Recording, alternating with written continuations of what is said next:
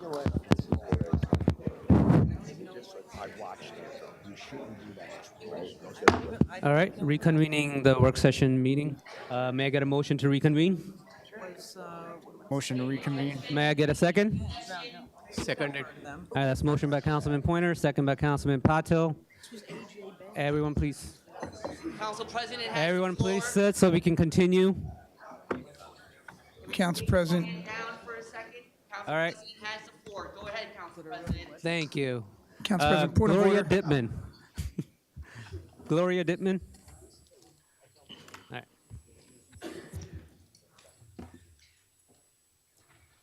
right. Council President, yes. Can we remove that? Yeah, can Yeah. we move that to the side? Yeah, Council President, does the last speaker want to restart his time and come back up at a later time? I just want to make sure we yield that time back to him if you choose to do to come we back did. up. I think we did. Yeah, I think we did. We did. All right. Hi, my name's Gloria Dittman, Uh, Midland Road in Edison. You're recognized. Thank you. I was here the last time and I inquired about Edison Art Society being removed from this building. I also had a question about Edison TV televising community events. I was hoping that in this period, this 2-week period, that someone would have called me and given me an answer. I haven't heard from anyone. I was wondering if anyone has an answer for me tonight. We will be answering everything at the end. I'm sorry? We will be answering everything at the end. Okay, thank you. Thank you. Oh, and by the way, I do accept your apology. I think it takes a special person to admit they were wrong, and we all do make mistakes. That was a big one, but thank you. Thank you, Gloria. Joycia Freeman.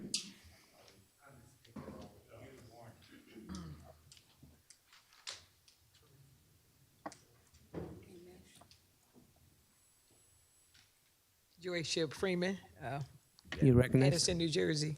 You're recognized. I will start off with Democrats do love the flag also, all right? It's just certain things happen. I just want to talk about how we got to this point where everybody's here all over the place.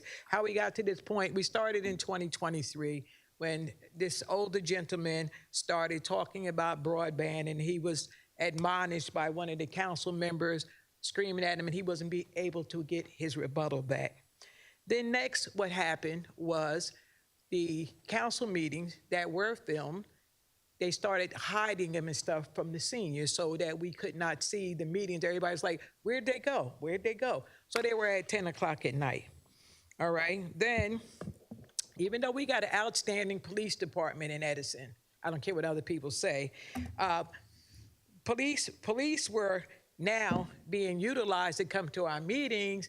It's 4 or 5 policemen, which could have been other places, because most of the time, whether y'all believe it or not, it's only about 10 of us that come to the meetings, all right? So, and then people were escorted out of the meetings if they dared to ask a complex question or they dissented, all right?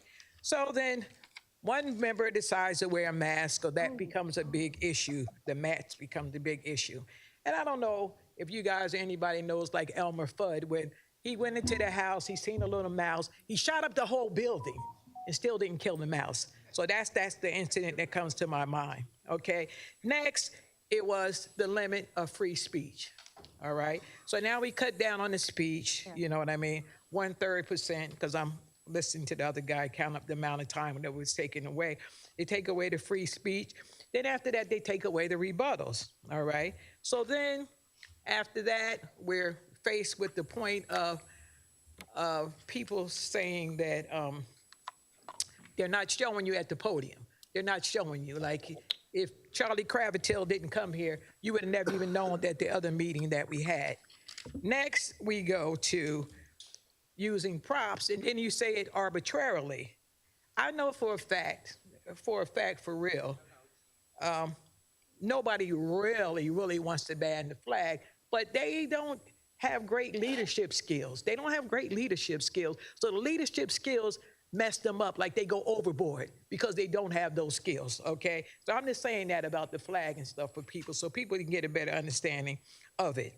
Then the disrespect, you know, of the flag and all that, that's whatever. And then they were saying about, and I forgot the meeting chaotic. But the most chaotic meeting we had this year was in the earlier part of the year when it had to do with marijuana. That was the most chaotic out of all meetings that we had this year. I don't want you to think that we just have chaotic meetings all the time. And then I wanted to tell some people kindly when they talk about people that are a public nuisance. A public nuisance is why we have civil rights. A public nuisance is why women have the right to vote. A public nuisance is when they got Title IX. A public nuisance helps us a lot through all the different things we fight and we challenge for. We want somebody to challenge us. We don't want a chaotic, we don't want a ridiculous place, whatever. But if you just give 6 minutes to somebody, let them do their thing for 6 minutes. But don't punish the rest. Like if one of my kids is acting up, I don't tell the whole class you can't have recess today. That's not fair. And that's why people are upset, because it's no fairness in it. You can't punish everybody for what you may think some other person might be. All right? I'm just, I'm very sad that we came to this point. I'm very sad that we're all over the news, because I've always been proud of Edison, because I've lived here my whole life. And all of this stuff, this is too much. All this just so you can gain control? What is it? And no transparency? What is this thing about control? It's like you're just like obsessed with power, all right? And if you listen and you learn, that's how you grow as an individual, because that's what I did. I listened to people when I was in positions to listen to people, and I still do, even in other positions at all. You can't stand up and you can't smirk to people, and you can't go and it's like, oh, we'll just go along with it, all right? Because it's more time spent on the dais rebuttaling each other back and forth than it is the people in the audience. So if you want to be honest and tell the truth about it, just say, we did a mad overreach, and that's what we did, okay? Thank you. Thank you. Person is Miyoki Initiadi.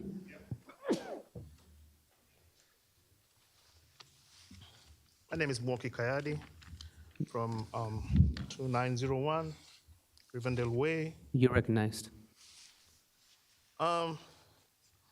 I see that you have a lawyer with you, and you had a lawyer with you during the last meeting. Now, I am a layman in terms of what the law will consider me.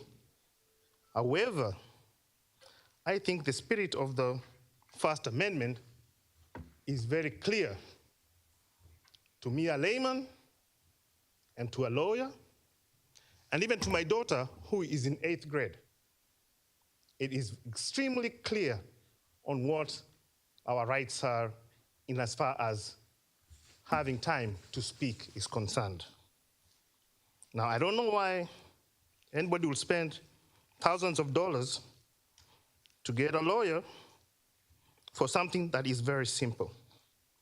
So, I'll read the First Amendment so that we are clear where we stand with this. And it says, Congress shall make no law respecting an establishment of religion or prohibiting the free exercise thereof or abridging the freedom of speech or of the press or, very important, of the right of the people peaceably to assemble and to petition the government for a redress of grievances.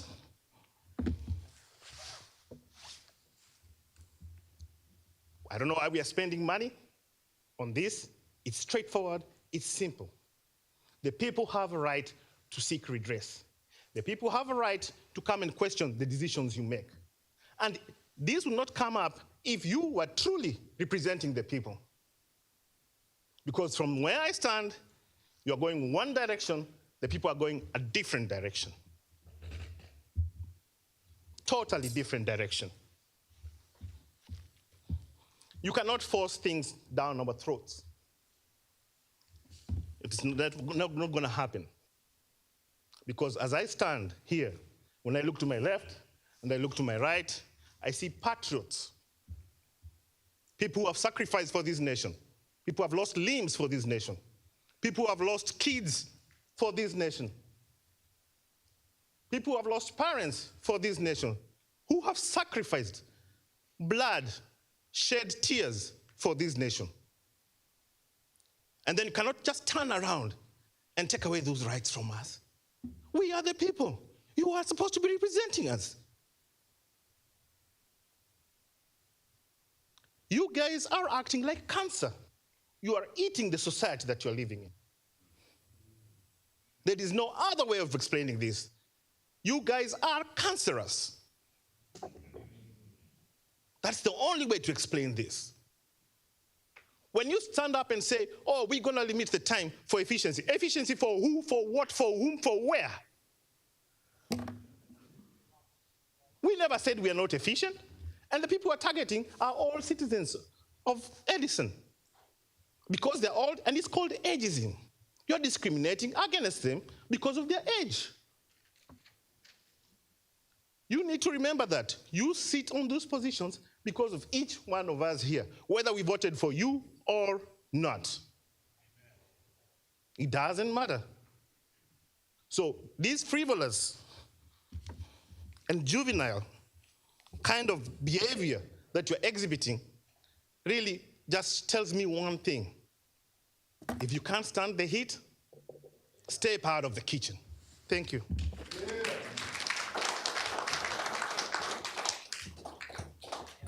Ray Copperwatts.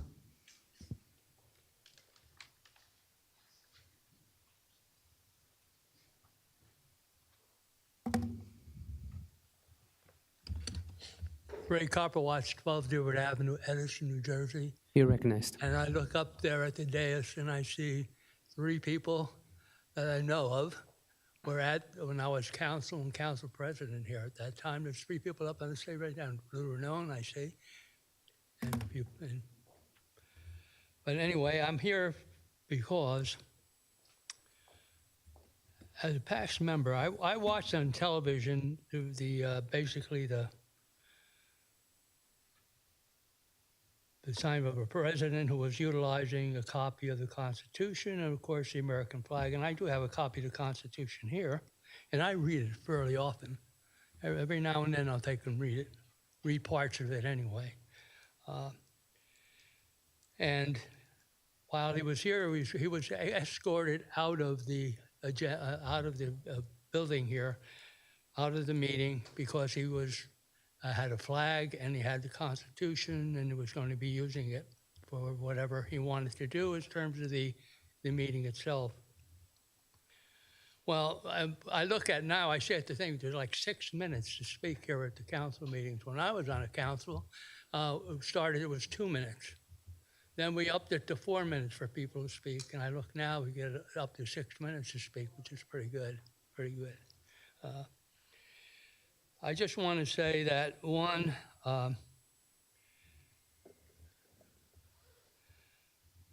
watching that particular meeting and having somebody thrown out of the meeting, I can remember when I was on a council president, there were 2 people that were actually thrown out of the meeting at one time.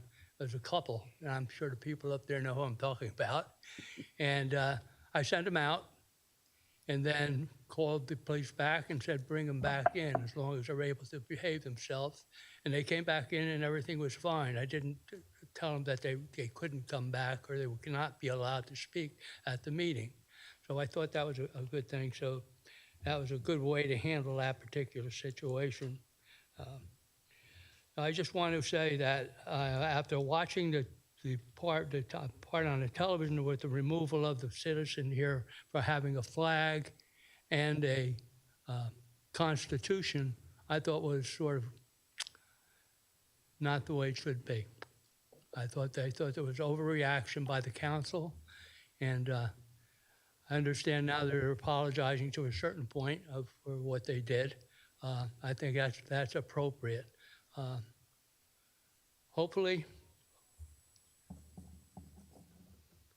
hopefully that those kinds of things won't happen again. And the thing is, you look behind you. Look how many people you have here. If you would have just let the person speak for 4 minutes or 6 minutes or whatever he had, and not said anything, there wouldn't be all these people here sitting tonight. So, yeah. So anyway, thanks for letting me speak again. I know I'm rambling on a little bit, getting a little bit old. I came to this township when it wasn't Edison Township. It was Raritan Township, and it was a referendum as to whether it would be Nixon or it would be Edison Township, and Edison won. So I've been here a long time. My whole life has been spent here in Edison, and it's certainly different. And certainly the decorum here at the meeting is a lot different than it was when I was here on the council. A lot, some of it for better, but some of it could be for the worse. But anyway, thank you for letting me speak, and hopefully the township will go on strong. Take care. Thank you. Emmeline Loeffler.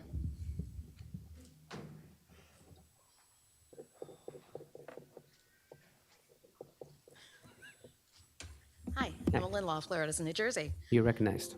Thank you.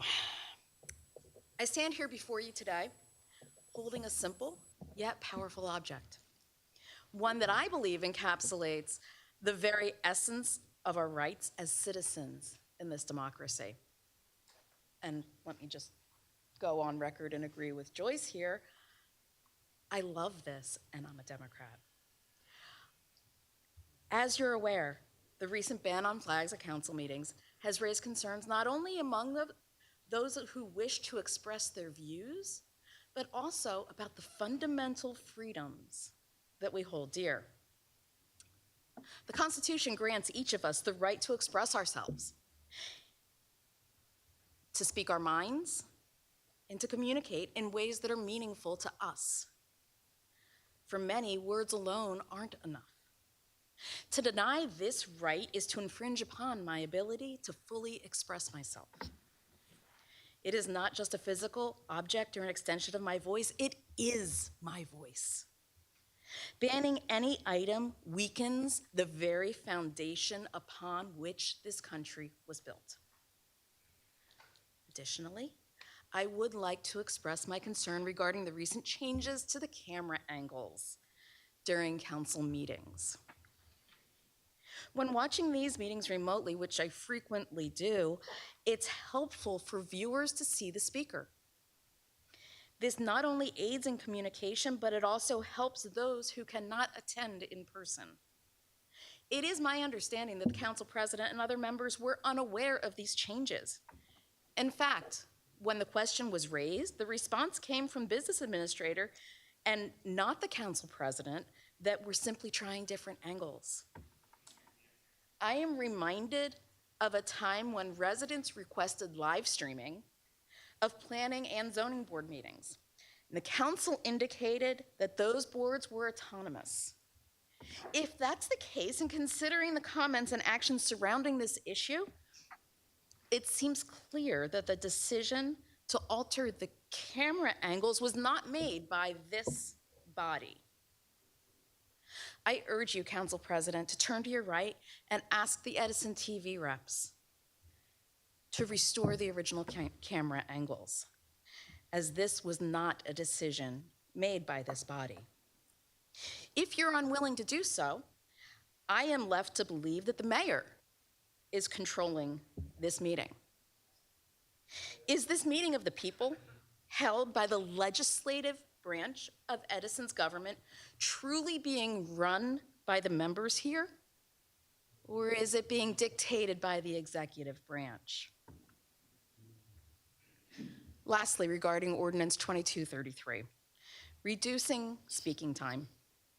Councilman Schmuel indicated the majority of the comments were made within 4 minutes, and some were longer to the 6 minutes. So why pass an ordinance that was already organically taking place? Thank you for your time. Thank you. The Abelman?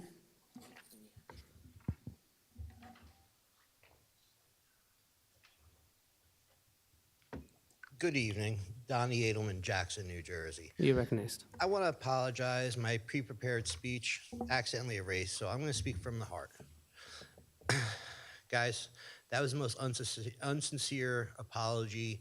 We got caught with our pants down apology I've ever heard in my entire life. I believe that the township is playing with fire, and you guys have already opened up Pandora's box. Before Pandora opened that box in legend, she was warned. Your attorneys have failed at every turn to warn you people, to stop you people from enacting such inane, insane, and egregious policies against freedom. You don't like transparency, you don't like freedom, and yeah, you got called out for because you didn't specify enough with the flags, but here we are again with your new ordinance that you enacted on a whim without being properly notified, without giving any of the due process, that there will be subjective things that will get a person removed. I demand right here, right now, before the next meeting on Wednesday, that your ordinance be modified to lay out clearly and specifically what is not allowed.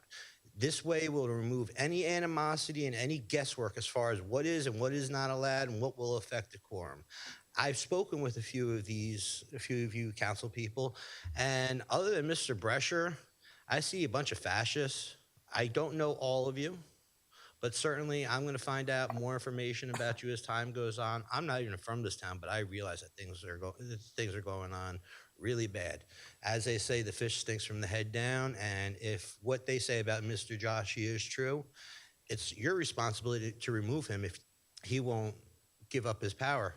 But from what I see and from what I've come across and understood, you guys, well, most of you are equally as culpable, if not corrupt. There's no reason for it. You're here to do the people's work. You're here to protect the people, not enjoy the power and the privilege that comes with being a council member. There's no reason for it. You know, I'm an American, I'm a Jew, and I'm reminded when I sit there and I turn on the news and I think about my family in Israel who are literally fighting. Do they want freedom or do they want oppression? This is what you have going on here. We're living in 2024 where half the country thinks that when Trump takes office in next month, that there's going to be a revolution. I want to remind you, I don't necessarily believe that, but after they stormed the Bastille, they didn't start with King Louis and Marie Antoinette. They went around first to all the local officials and put them through the guillotine.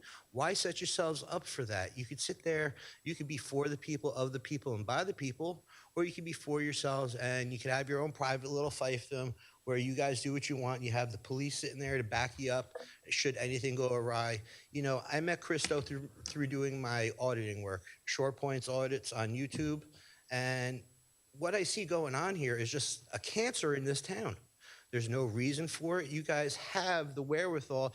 You're not stupid people. You guys made it in business, in life, to get to this point where you're on the city council. Well, use that intelligence. Don't turn it into what you want. It's what all these people want. They're the people of Edison. If they want to sit here and sing a cappella WAP, you know, from Megan Thee Stallion and the other one, well, it's their 6 minutes. Take it, enjoy the show. Hopefully they're on key. But whatever it is, if we have a guy coming here as a 6-foot bong, if he's got something to say, that's his 6 minutes where he could sit there and talk about weed. He could talk about freedom. He could talk about anything he wants. And it's not for you to judge, and certainly not for you to say, no, you can't do that. No, you can't say that. A simple mask that personifies the revolution and personifies fighting a moral authority, a Guy Fawkes mask, which Christo likes to wear. I mean, come on. Is that really disrupting your meeting that much where he's sitting there? It's not like he's running around saying, I planted a bunch of dynamite under this building and come with me, let's go blight it off. He's sitting there protesting the insanity that you guys have put forth. You guys put all this out into the world, and this is just a reaction to what you guys have done. There's no reason for it. As it is, I told you last time, I represent some business people looking for a home. We, as a company that makes equipment for the United States military, to protect them, to protect our troops who are there to enforce and protect our freedoms, the people that gave us the red, white, and blue that make sure that this actually means something, we're not going to give that $5 to $6 million in tax money to a town that was dumb enough to sit there and say, well, flags and a copy of the Constitution is banned. Now, you can sit there and say it was a mistake. You guys knew better, and it cost you $5 million. Congratulations, you played yourself. We're off the list. Anybody that would like to speak?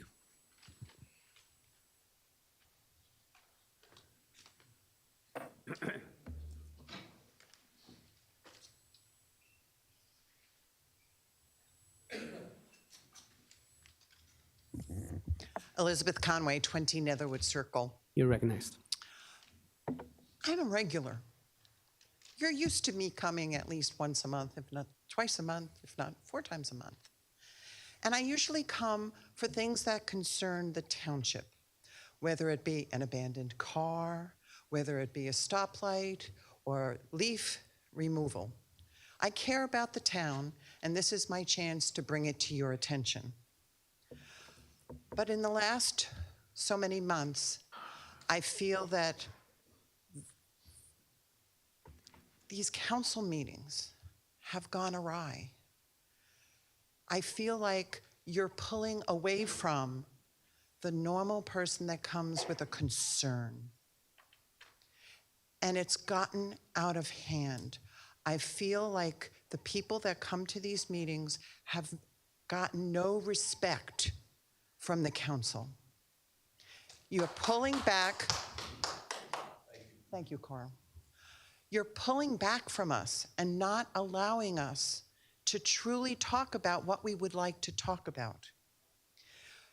I noticed I'm not being videotaped. You know what? Joe's taking care of that right now. But neither are you. I would sit over there, and the gentleman that's in charge of the computer, I used to be able to see what he was looking at. And all it was 9 or 10 bobbleheads. You couldn't see who was speaking. You didn't see what was going on.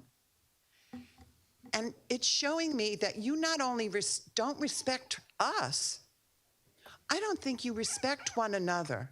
And I was very upset last month when one of your council people reached out and asked for something to be done on her behalf, and you blatantly ignored her. You didn't give her a chance. And you know, it wouldn't have even made a difference on your vote because your vote was still horrendous. But you didn't give her a chance. And now you put yourselves in her place that you didn't get a chance. Well, guess what? We're not getting a chance. And regarding this flag business, I understood what you were trying to do, Council President. You just went about it completely wrong, and the lawyer that was here was even worse with his advice. So I suggest that you go back and think about how to run these meetings. And if you don't like what somebody has to say, they only have 6 minutes. Let them talk. But when you turn around and do this, look what happens. We might have 6 or 8 people normally here, and we'd speak for our 6 minutes. We might get a chance to do a rebuttal, but that's all we'd ever get. But because of this, it's now after 7 o'clock. And many people still need to speak. So it's kind of backfired on what you were trying to do. So you need to really think about, what do we really want our council meetings to be like? What do we want to show Edison as being a reasonable township with a reasonable council? I like to see that many of you are actually looking tonight, except for Mr. Brescia does look up and down. But that's showing respect, that you're looking and you're listening. But when you don't and when you chat, you're not showing respect. And I realize what happened, and I'm sorry it happened. I'm sorry for the town that it happened. But when mistakes happen, look what happens. But another thing I would like to thank you for, even though he's in my way, the time clock. It lets me know how much more time I have. So that was moving in a positive direction. And another thing that I'm going to bring up, I brought it up at the last meeting. I'm still very disturbed at what the mayor has done with the Edison Art Society, moving them out of the building. I looked forward to that. Whenever I came to the building and I had the chance, I would enjoy looking at that. And just willy-nilly telling them that they are being moved with no recourse is insulting. They are such a vital group to this town, and they were just slapped away. That's another form of disrespect. And I ask that the council think about this. Yes, you are not the administration, but you are the town council. And if the 7 of you got together for once and did something positive, we would truly appreciate that. And it's sad when things go to a vote, we know how you're voting even before you say it. And it shouldn't be that way. You should be able to vote, not the way someone's telling you to vote or the way you think you should vote. Please think, please discuss, and do something about it, because this has turned into a circus, and I'm Thank actually, you. I'm actually done. Okay.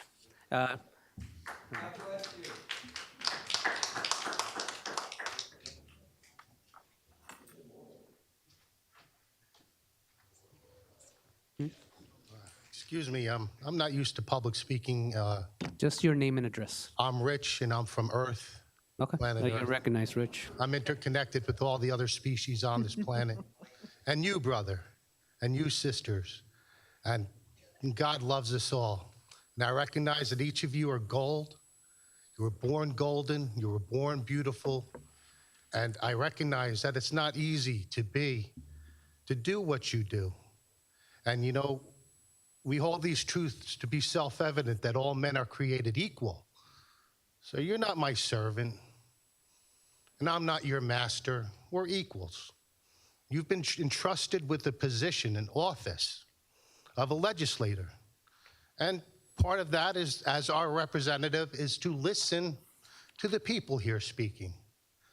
And our courts have defined what is and what isn't protected speech. And I know it's boring, and I know that I'm being an energy vampire right now, boring you. You know, I understand that. But the other day, you replaced a word in the courts about what is a threat or not protected speech. And you replaced the word violence with anger. Well, a lot of things make us angry. But what would incite a reasonable person to become violent? That's the difference. That's what the court said. I think, but I'm not a lawyer. And most people don't have a lawyer or can afford a lawyer. And a lot of people think that in this country we have rights, but we don't have rights unless you have money.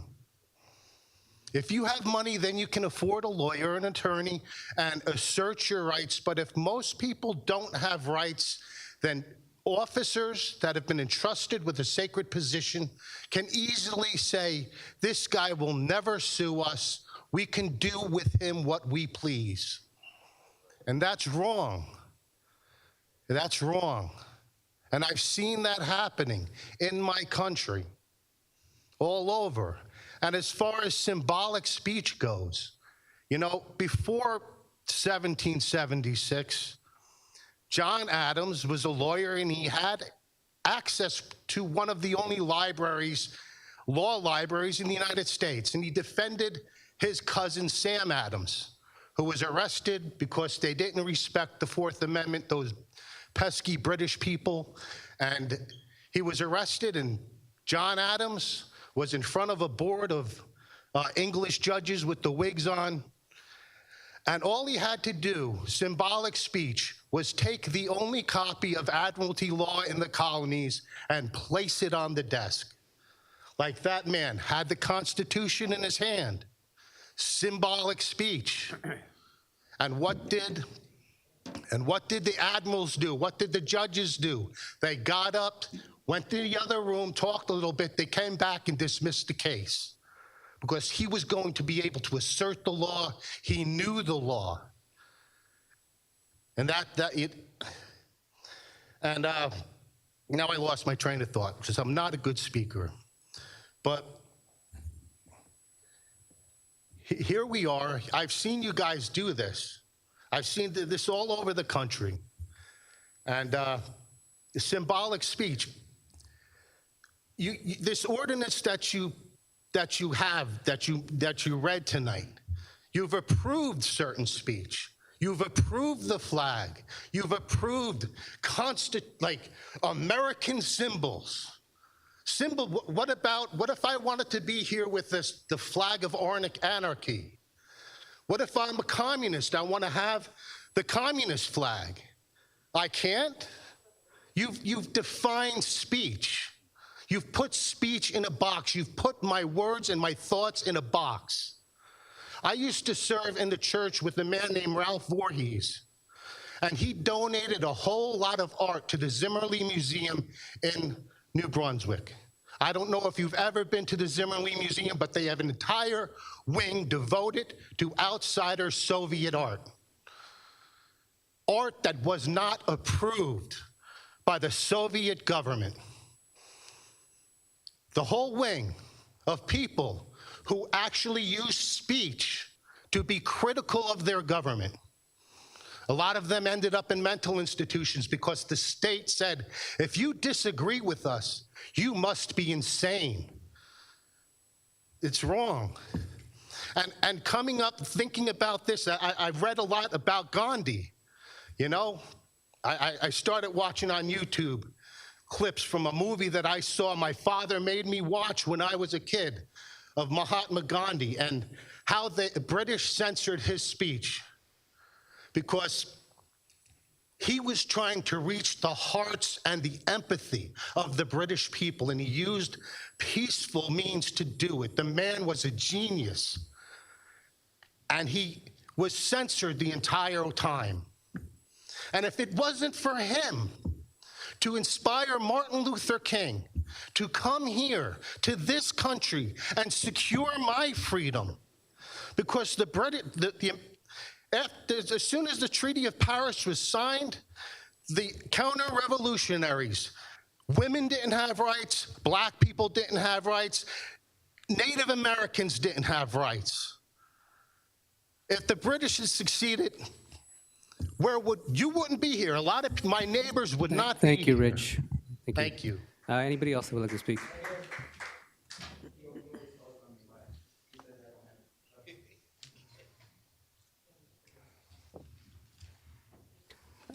Name and address, please. Meredith Matthews. I live at 64 Howard Ave. My family is the only one that's lived there. You're recognized. Okay. I'm going to read you what I wrote, even though what you said. Good evening. I'm here to talk about the ordinance in November that you put in place, saying the American flag is a prop. The American flag is a right the citizens have from those who sacrificed their lives. I looked online today, and as of today, it is 758,683 soldiers in the U.S. military that have lost their lives over this flag, that have had their bodies draped in this flag. They fought for this freedom of speech with their lives, and they would be turning in their graves if they saw the comments that they saw last week. That includes all races and religions of all soldiers, all different types and races. Doing this is disrespectful to our town's members from those who have died. We do have the memorials, okay? My family's been here forever, okay? I've got at least 8 members on there. Saying that the American flag is a prop and putting the ordinance in place violates the First Amendment of the right of the freedom of speech. The flag brought into the meeting was not a giant flag, which was reasonable for the situation at hand. It was not like the one at Wick Plaza, which is ginormous. It was just a small one like this being held. If someone holding the flag is too much for those sitting on the board, then you need to look for another line of work. Because burning the flag is freedom of speech, but holding it is not. That is not okay. When representing this town, when you took office and oath, you became someone who was supposed to represent the people of this town that you were elected from. Sorry, I'm trying to catch my train of thought here. You are not given the position to take away constitutional rights. Not even the federal level does this. Holding this office means knowing your U.S. history and the Constitution and the amendments that trump everything else, because that's what the national level is based off of. Many of you need to research it. If you have not learned about these, you need to start researching them better to equip yourself for the future. My family has been in this town since the late 1800s, closer to the early 1900s. We were here when the roads were dirt, before they were paved. When the turnpike was paved, my grandfather was the one who paved it the first time when they started the turnpike. They also said they were going to take down the tolls after it was paid for and never did as well. We have been here through many changes in this town as it's grown over the years. This ordinance is way out of line that you had. This ordinance had to be canceled immediately because it infringes on our First Amendment right. I will be here every meeting until it was changed, which you told us tonight. If you refuse to do that, which you didn't, I was going to look into reasons on to get you guys out of your positions. That was way out of line. And just to let you know, I know a bunch of faces here. And unfortunately, I just realized it now, the lawyer, his father was the minister at my church for a while. And Lieutenant Dudash, if that's you still, I'm sorry if that's not your title anymore, your father was my DARE instructor in elementary school, okay? So many people have died for this flag. That was way out of line, what was said. And I think you guys need to at least go someplace or do it on your own. A better way of talking to other people and handling situations. I am a school teacher. I work with all types of personalities. I am a special ed teacher. I know what they're like because I get them before you guys get them as adults, okay? So you need to find a way that will be able to help you in the future because this made national news, 100% national news. It should not have made national news. It made our town painted in a negative light. And coming from someone that's been here for a very long time, that is not okay. And I have 53 seconds left, okay, or 53. I would like somebody to pass this to you guys, and this way you have no excuse in the future to have a misunderstanding like this or go backwards and not know what the First Amendment right is. Can somebody pass this to them? Thank you.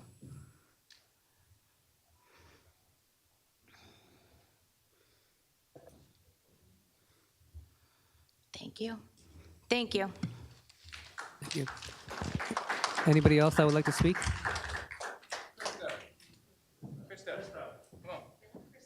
Sir? Sir, you're recognized. Forfeit your time, Krista. Ladies first. You look wonderful. I'd love you to go first.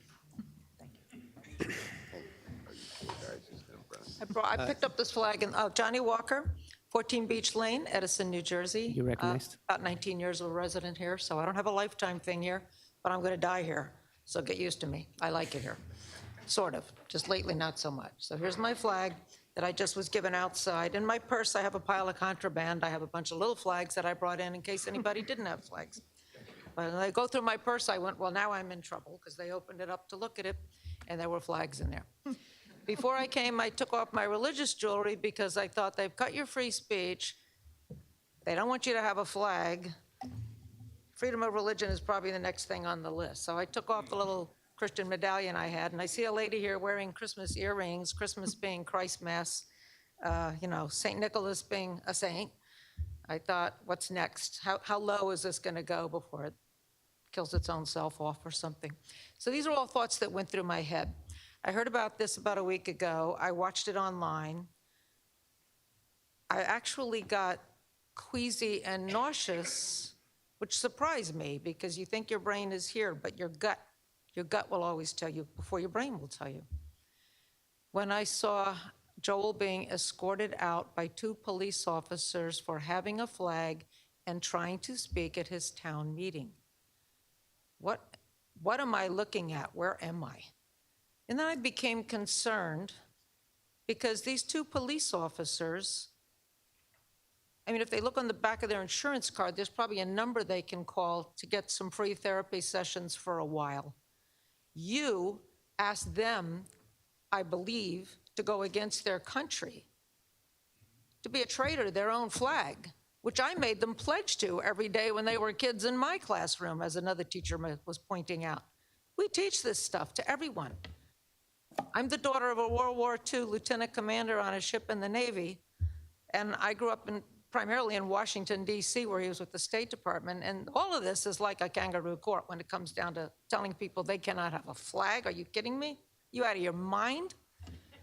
The Nazis would have said, oh, I was just following order. But what damage did you do to the 2 officers that I watched escort them out? I went, oh my God, what effect does that have on them if they say no and they have a family, children? What are you doing to these people?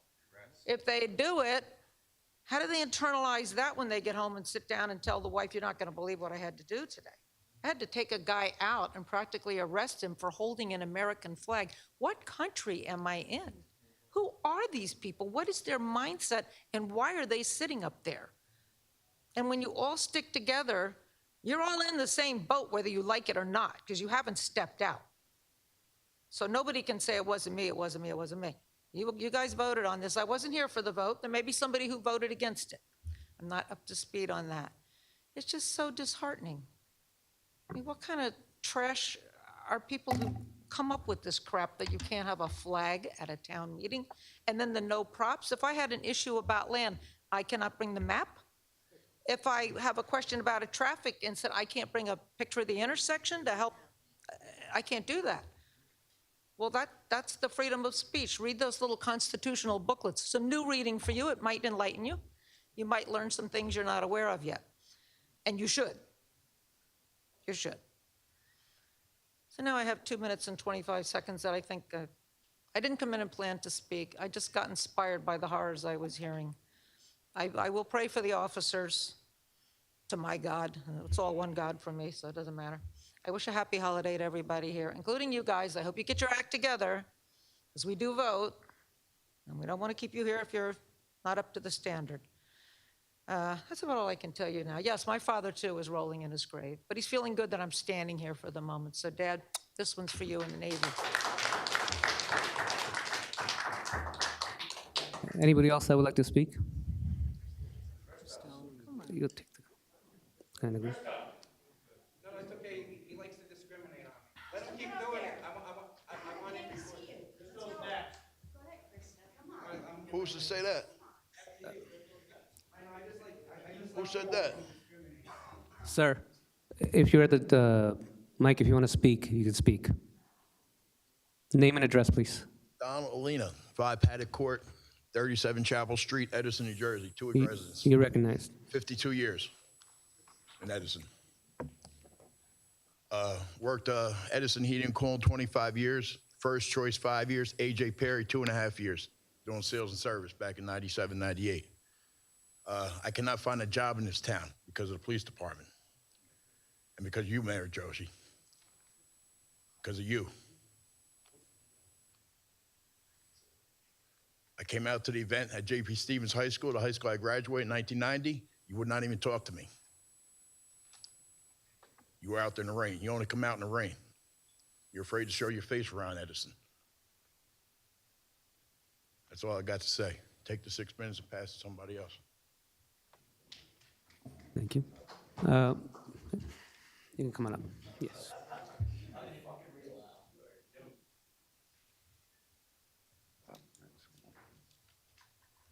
Sue Malone Barber, 85 Pleasant Avenue. You're recognized. At the last meeting, I said something like the hell-bent attempts to control the public are misguided, deemed to be rude, and juvenile, and will only make things worse. Sadly, I'm really very sorry that that turned out to be true. Thank you for the apology. That could not have been easy. It was definitely needed and appropriate, but it came after national attention embarrassed the administration and the council, and so it just kind of rings hollow. And I can't help but wonder, and I bet I'm not alone, that people wonder if it didn't get national attention, would there have been an apology? So, you know, in the spirit of actions speak louder than words, I urge you to take real action and hit the reset button. Number one, repeal the props ordinance. It's a slippery slope. And what you deem to be props today, there'll be different props tomorrow. And it really is kind of completely arbitrary. What if I stood up here with my father-in-law's Purple Heart? That's not on the list in the resolution. So I just have a feeling that while the resolution is an attempt to carve out things that would not be deemed as props, that list is going to grow. Like the example of an intersection or anything. It's just a bad idea. It's a slippery slope. Give people their time, let them wear and show whatever they want, and move on. We've wasted so much time on this, and I know I keep harping on it, but it's true. Okay. Again, repeal that ordinance. It's unnecessary. It would show a really strong commitment to the rights of people, and it will hold up better than an apology. You made a mistake. You admitted it. The administration admitted it. I think the administration threw you under the bus. I'm sorry for that. But I think repealing it would go a long way to get the message across. Number two, give people back their time. And even more importantly, give them back their right to rebuttal, which is a show of a continuation of trying to control the public. Because without the rebuttal, the council has the last word. It's not right. It's not fair.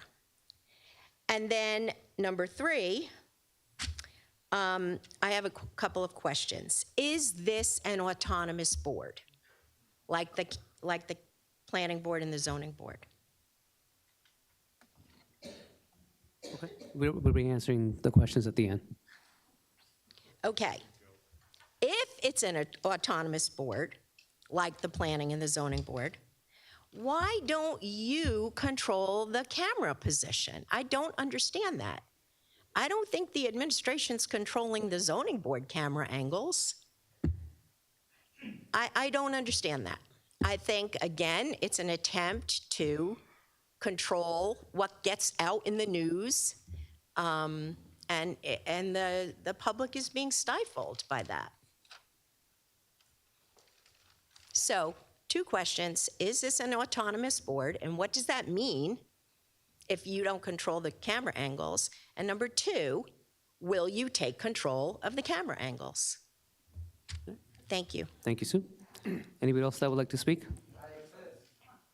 All right, Krista, come on up.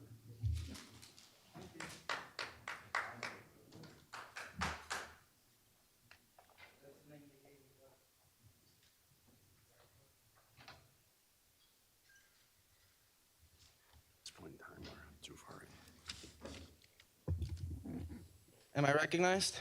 Name and address, please. You don't have to give it, but I'm going to give it in case Fox News broadcasts this and they need to contact me, or any news agency needs to contact me. Next time, you're not getting it.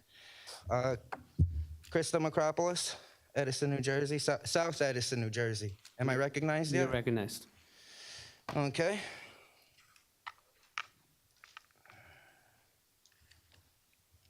It's okay? Huh? How hard was that? How hard was that? Today I stand before you to address a grave injustice that has persisted for years in our community. This is just about one individual, me, and the fundamental rights that are being trampled upon by those in power. We are here to discuss the ongoing violations of First Amendment and the Open Public Meetings Act, and the deeply troubling allegations against Mayor Sam Joshi. First, let's talk about the First Amendment violations. The First Amendment of the United States Constitution guarantees the right to free speech, the right to assemble, and the right to petition government for a redress of grievances. These are not just words on paper, they are the bedrock of our democracy. Yet in Edison, New Jersey, these rights have been systematically violated. I fear after the spotlight is off of me, the council will try to go after my speech again. I hope those of you who are here continue to keep an eye on Edison. I hope FIRE or the ACLU steps up and takes on my cases of being expelled from meetings for exercising my rights. I have been thrown out of meetings for wearing a mask or using words they did not approve of. I am a dedicated civil rights activist and investigative journalist, and have been at the forefront of this battle for years. I have faced relentless opposition from the Township of Edison. The township's ordinance banning props, including the American flag and Constitution during public meetings, is a blatant violation of the First Amendment. This ordinance was designed to silence dissent and stifle my free speech, nobody else's. But you ended up going after everybody just to prove you're not discriminating on me. It is an affront to the very principle upon which our nation was founded. The Open Public Meetings Act, also known as the Sunshine Law, mandates that public meetings be open to the public, ensuring transparency and accountability in government. However, the Township of Edison has repeatedly violated this law. Despite warnings from citizens like Steve Ronco, Patrick Duff, Mike Benzilios, and Edward Grimes, the Township has continued to enforce this unconstitutional ordinance. And Joel Bassoff. These individuals have been removed from meetings and had their speaking time forfeited, simply for exercising their First Amendment rights. This is not just a violation of their rights, it is a violation of the rights of every citizen of America, and is a criminal charge, Section 2C-30-6, crime of official deprivation of civil rights. And I'm gonna charge you for that this week. Now let's turn to the deeply troubling allegations against Mayor Sam Joshi. Multiple women have come forward with allegations of date rape against Mayor Joshi on YouTube. Leroy Truth and Councilman Brescher interviewed a victim of the mayor's. These allegations are serious and demand a thorough and impartial investigation. It is imperative that we hold our elected officials to the highest standards of conduct. The safety and well-being of our community depend on it. The allegations against Mayor Joshi are not just about individual misconduct, but the abuse of power when those in positions of authority use their power to harm others. It is a betrayal of the public trust. We must stand together and demand accountability. We must ensure that justice is served and that the rights of all individuals are protected. This ordinance goes above and beyond banning the flag. It bans all speech and freedom of expression. They had to do all or nothing and got caught up in a nationwide scandal. How did that work out for you? I demand the resignation of all those who voted yes to this ordinance. I demand Burns, Raynone, and Coughlin be investigated. I demand all my criminal charges that were filed for political reasons be dismissed. Here's one of the people investigated me for using a social media account when I was supposed to be restricted by the judge, and ended up catching somebody impersonating me. We use the township resources in this town to see if I'm sending messages to the mayor asking him if he's banging this woman or banging that woman. Absolutely sick. The truth is going to come out. God bless America. Who forced you to apologize? I guarantee you the police and the council forced you to apologize. You don't. This guy, he doesn't mean none of his apology. As soon as all you guys leave here, okay, in 1 month and 2 months, they're gonna do it all over again. And the chief is gonna allow it, Dudash is gonna allow it. The cops are gonna play like they're stupid, like they don't know they're doing something wrong, and then they're gonna say, oh, we're just following orders. The Nuremberg defense, how well did that work out for the Nazis? Just following orders. The fact that we don't give these officers the flexibility to decide, I'm not gonna remove someone with a flag, there's a danger. Do they feel like they're in danger of breaking their chain of command? That needs to be investigated. Are they in fear that they're gonna be retaliated for doing their job? Is that what's going on here? God bless America. I want everybody to know this, that the only reason they're apologizing is because the whole world got caught. They're not sorry. They want to continue violating my rights again as soon as everybody leaves from here. In fact, because they went national, if anything happens to me, if I get killed or something, just know I'll never Jeffrey Epstein myself. It was these people that did it. It was these people that did it. Yeah, except for Rich. Rich and Margot will never kill me. Or Cheryl or Marlene. I love you two, too. How you doing? Patrick Duff. I'm a New Jersey resident. You're recognized. So I want to kind of tell the story as to why, the prop ban came. I'm a New Jersey activist. I go town to town. If somebody's got a problem, I'll try to go help them with it. Tabernacle, New Jersey, they're trying to tear down a town hall. The hall wasn't going to fall down. They said it was going to fall down. But the political careers of all those that tried to get it to fall down, I took them all down. Five politicians toast. So when I show up to town councils, it's usually for, smaller reasons. And this is a national story. But the reason why we're here wasn't because of a national story. It's because what happened prior to that on October 9th.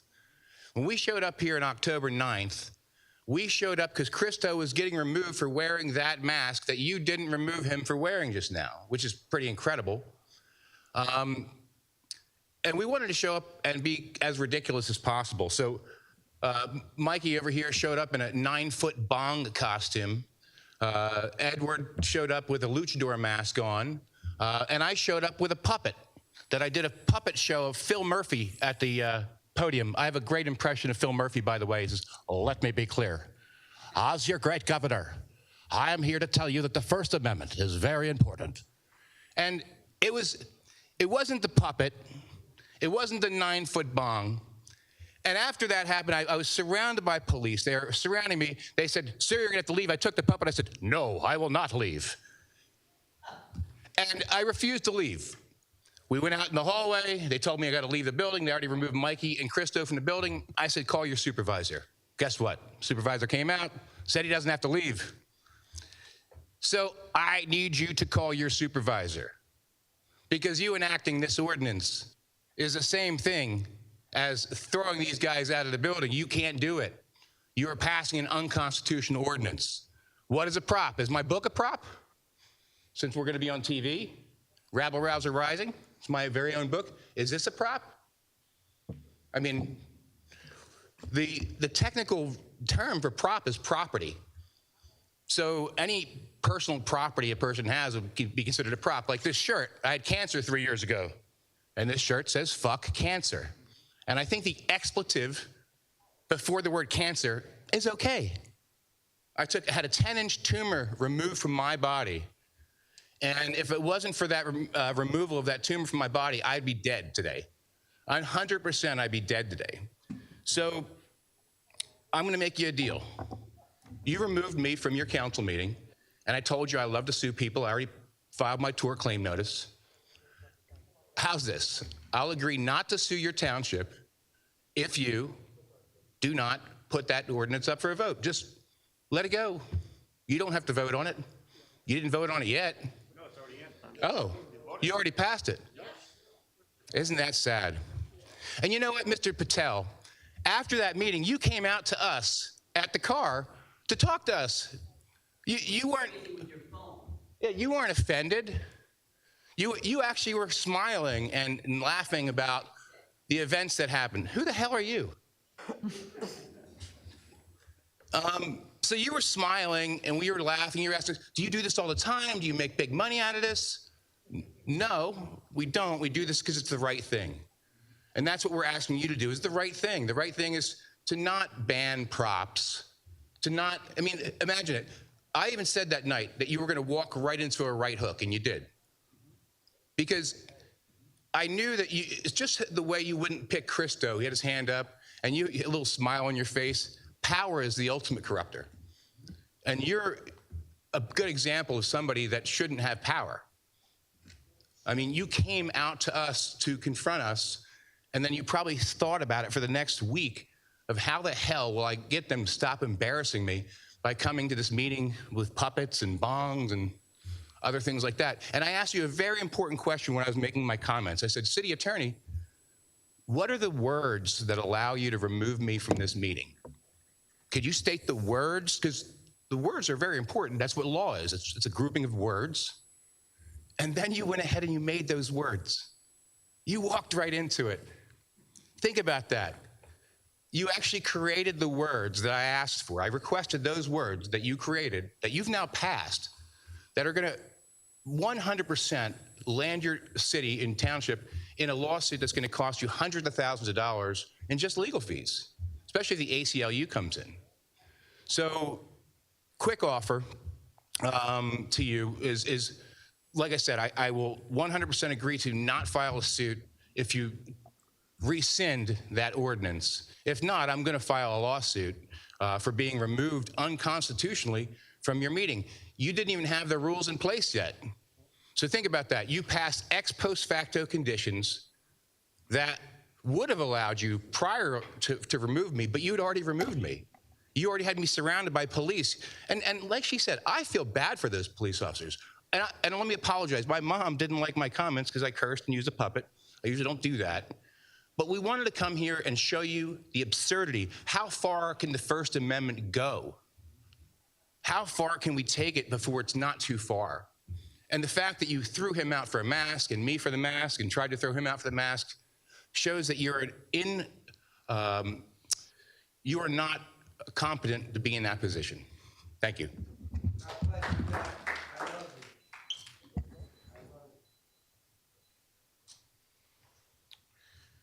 Good evening, council. I don't get my name, I don't get my address. You guys know that. All right, you're recognized.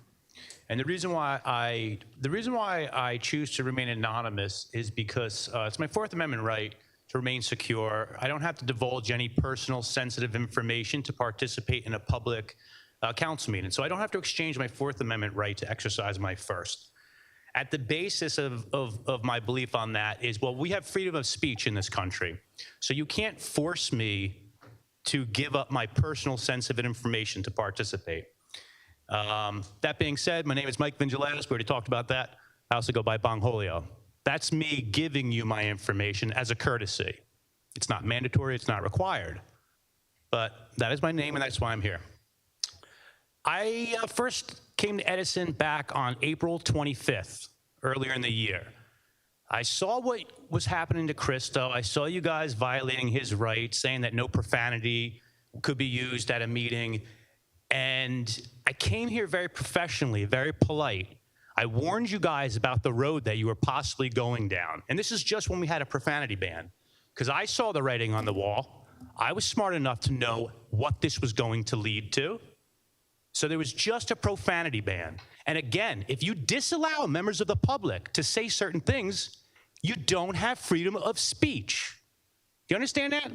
In this country, in America, there's only a democracy if we have the freedom to participate the way we choose. To say that decorum issues were violated or compromised is a complete joke because it's our time, it's our 5 minutes.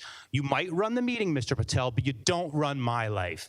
You don't get to choose what I say, how I say it, or how I look, okay? As a believer in the arts and the music programs that have been cut from education over the years, I express myself how I choose, whether I want to bring a bong or whether I want to sing a song. So when I came here, me, Edward, and Christo came here, and we humiliated you guys. We embarrassed you guys. Let's call it what it is. That was the last meeting we had camera angles on members of the public. Then we took away transparency, keeping more closed-door government activities. Edison TV runs, they do an amazing job with the way that they cut with the camera angles and who's speaking. I mean, that's a great resource to have. Some towns just have one camera angle and it's kind of boring, but your meetings online are now like almost unwatchable because you can't see who's speaking, you can't tell who's who, you have zero sense of what is actually happening at the meeting. So that's a huge problem. You need to bring those camera angles back immediately, like immediately, okay?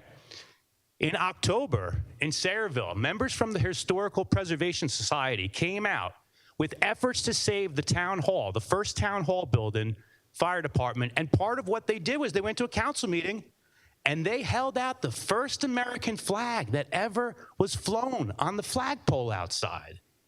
They held the American flag up at the council meeting. If they did that here, they would have been removed. They would have been arrested if they didn't comply.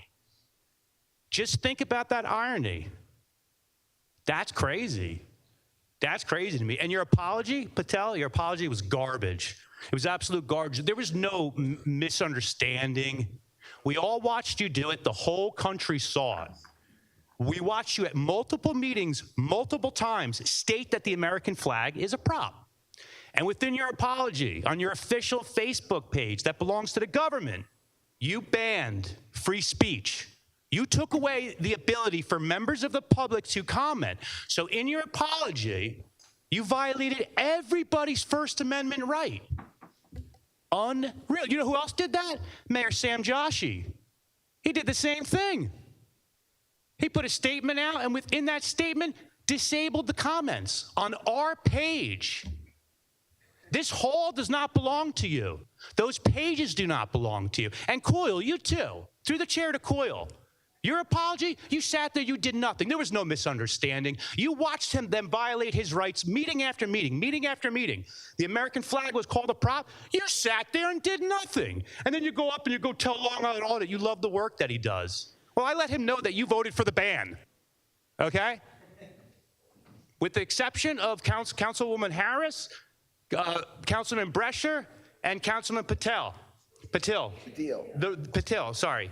The rest of this council all voted for the ban. They all voted to violate free speech. That's what they did.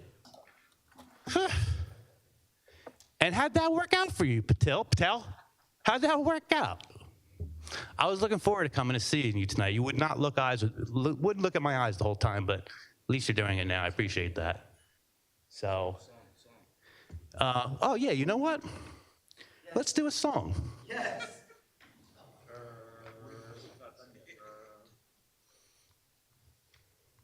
Pause the time so you can get the lyrics.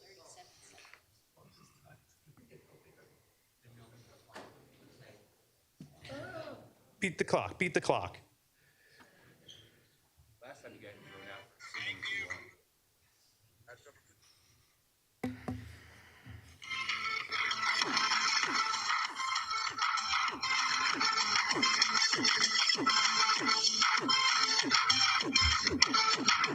I'm in Edison tonight because something has come to light.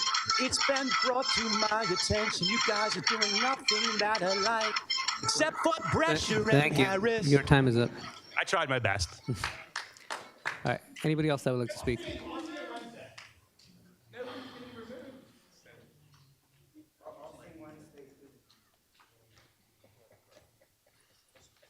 You know, it's always difficult to speak after the big show tune, so I'll try to hold up my end of my speech. Name and address, please. My name is Susan Del Conte. I live on New Dover Road in Edison. You're recognized. Thank you. So I've been attending the meetings for about a year now. I'm kind of still a newbie at this. And I'm really learning a lot about the democratic process. And something has just been kind of nagging at me, and I guess I'm looking for some clarification on the process. So I came to the November 13th meeting, and the decorum rules, which I believe are now posted on one of the doors next to this gentleman right here, were posted on the outside of the door where you would have stood to go through the magnetometer before it was moved. And the decorum rules were laminated and taped up to the door, but it was November 13th. And as far as I know, they were just being proposed at that point. But again, as a teacher, you know that you laminate the really important things. So I guess, you know what, my first question is, why were they laminated and posted before they had even been proposed? And when, you know, the last subsequent meetings, the townspeople were asked to either sit down or they were escorted out because they had flags and copies of the Constitution. The ordinance had not yet been voted in, so they were being punished for something that had not yet become an ordinance, so like, I guess an established ordinance. So I guess my next question is, can you explain how you can enforce something that has yet to actually be voted on? So, you know what, and now I understand from lots of social media, which is of course where the best education comes from, that the ordinance has to basically sit and stew for about 20 days, even after it's been voted on, before it can actually be enforced, which is why we still have 6 minutes on the clock, even though that 4-minute time has now been voted on. So I guess I just don't understand, how can people be escorted out and punished and redressed when technically the ordinance didn't yet exist? And my biggest concern is the fact that things were taped to the door to kind of warn the people as they were going through the magnetometer that these are the rules, but the rules hadn't even yet been proposed. So I know that a lot of the questions that have been, and a lot of the speakers today have asked questions that kind of don't have an answer. They're kind of just out there. But I really would like to understand the process so that I understand what it is that we're supposed to be following, what decorum we're supposed to be following when, and what part of the process do I have to really start worrying about myself? Thank you. And I have 2.5 minutes left, so I can do this in 4 minutes if you need me. Thank you. Anybody else that would like to speak?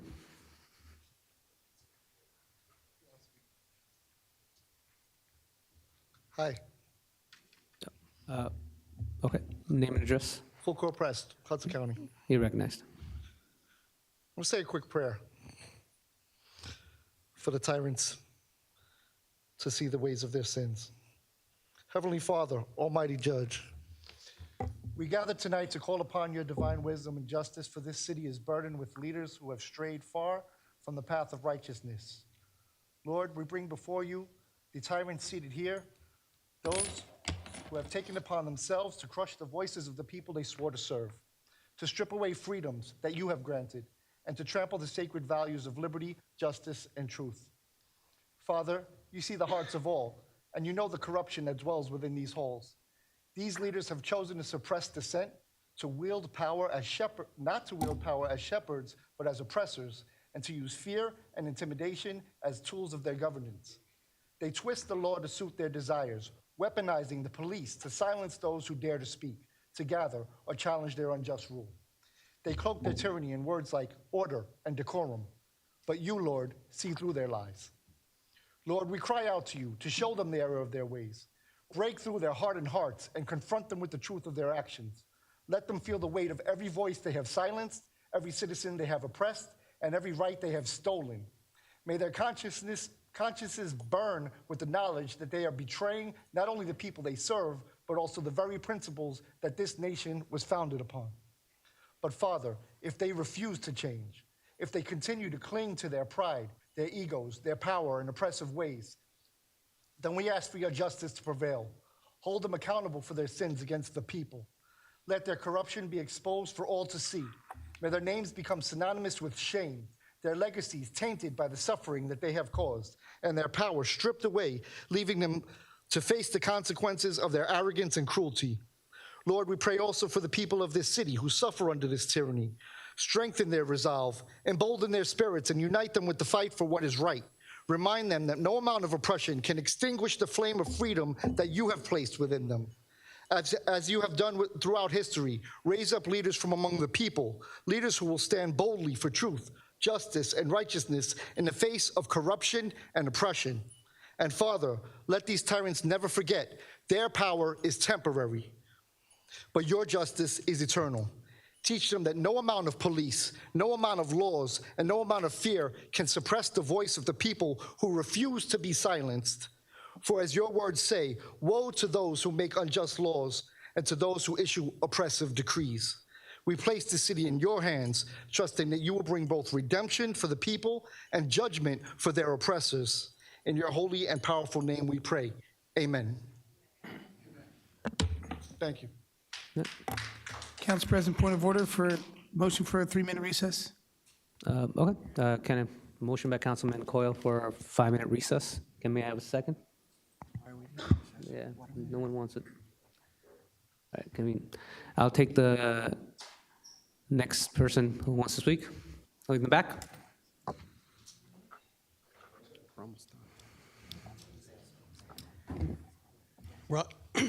Russell Azzarello, Schuyler Drive, You're recognized. Edison, New Jersey. Listen, actions speak louder than words. Apologies are not strong. The actions of repealing this ordinance says a lot. I think you're caught in a rock and a hard place. This flag is a very proud and patriotic symbol of how we all feel. Everybody here, everybody watching, and many of you feel the same way. But this Edison runaway train has come to a stop. It's off the tracks. I apologize for wearing my hat inside. My mother used to tell me and hit me, don't wear your hat inside. But if you could read it, it says, make Edison great again. This is a great town. We moved here a long time ago. Edison's been growing since I'm here. There's growing problems, there's growing pain. That's why we come here. We come to speak to you. Some of you are my friends. Some of you are my acquaintances. Some I've just become to know. You don't have to like me, and I don't care. But you don't have to like me or agree with me. But sitting there, you were elected to listen. You're elected to listen to what I have to say, to my complaints, my problems, my quality of life issues. I may praise you. I praise the police, the fire every day. I'm pro-God, pro-family, pro-military, pro-police, fire, and first responders. I'm not perfect, nobody is. Apologies do come, and they're appreciated, but they're meaningless without the right proper action. There's been accountability. I'm a landscaper. If I screw up your lawn, if I don't landscape right, you're gonna find somebody else. This township, these mayors, this mayor, this administration, is a frivolous spending. There's mismanagement left and right. Nothing would have been done with the animal shelter. The voiceless pets, the dogs and cats, would have been things would still be bad if it wasn't for certain council members to open their ears. Open their eyes, open their ears. Listen to the residents. It shouldn't take that. Do the right thing from the beginning. Make the Edison Animal Shelter great again. Take care of the senior citizens. I'm 62. I'm close to that. Maybe I am, I don't know. But I'll tell you what, I can still work. Thank God he keeps me healthy. I have to work because with the way the Democrats run, the taxes are going up. I'll be working until I'm 82, unless we vote yous out. Getting back to where I was, the senior citizens, where's the money allotted to the seniors? There are no activities. There's no bus trips. I get seniors calling me and telling me left and right what's going on. We should be ashamed of ourselves. The money that this town, 6th largest municipality in the state of New Jersey. What are we doing for seniors? What are we doing for the youth? The parks, half the parks that look like shit. Come on. Hire me. I'll do it for half price. These kids deserve a park to play in that's safe and enjoyable like we all grew up in. Okay? The veterans, how much do we spend on acknowledging the veterans that allowed us and afforded us the opportunity to come here tonight? Not much.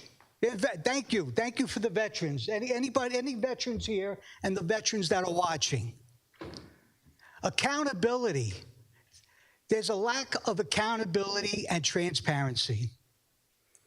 Limiting. I said, let's go from 6 minutes to 8 minutes. There's a lot going on, a lot that needs to be talked about. I may not use my 8 minutes or my 6 minutes, but give me that option. You're acknowledging I have a First Amendment, freedom of speech, but you want to limit it. What right is that to you, for any of you? Would you like to be limited? You don't limit yourselves. That's not right. Do unto others as you want done unto yourself. A lot of these, my new friends wouldn't be here tonight. It's nice meeting new people. It's nice meeting new friends. Let's do the right thing. At this point in time, with everything going on, with the lack of transparency, with the frivolous spending, I suggest that the mayor of this town step down, okay? Council President, no disrespect to you, not personal-wise, but professional-wise, I think you should step down too. The remaining 3 council members that voted for this ordinance, these 2 ordinances last meeting, think heavy. Think heavy about this decision you made, okay? Think heavy. Repeal this. This needs to be repealed. The attorney that was sitting up there needs to be fired and terminated. The attorney's law firm needs to be terminated. The contract with that law firm with Edison Township needs to be null and void from tonight, okay? They're supposed, everybody there is not against us. You're there for us. Your time is up, sir. Thank you. My time is up. Thank you. I appreciate it. Take in the back.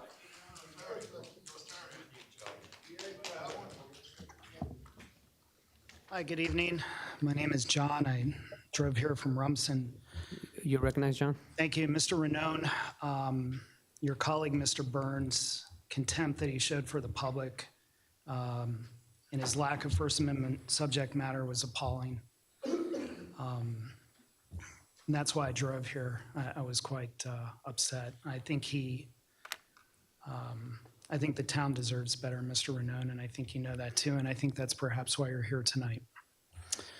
Mr. Patel, from where I'm from, this is called a good old dressing down. And I think the town is attempting to try to tightrope walk the third rail. And this is only going to open up the town to further lawsuits, and I think you're going to get sued into submission. I hope you, my apologies. I hope you all go home tonight, think about what everyone said, and endeavor to do better, because we deserve better, no matter where we're from. We're all Americans. Thanks. Thank you.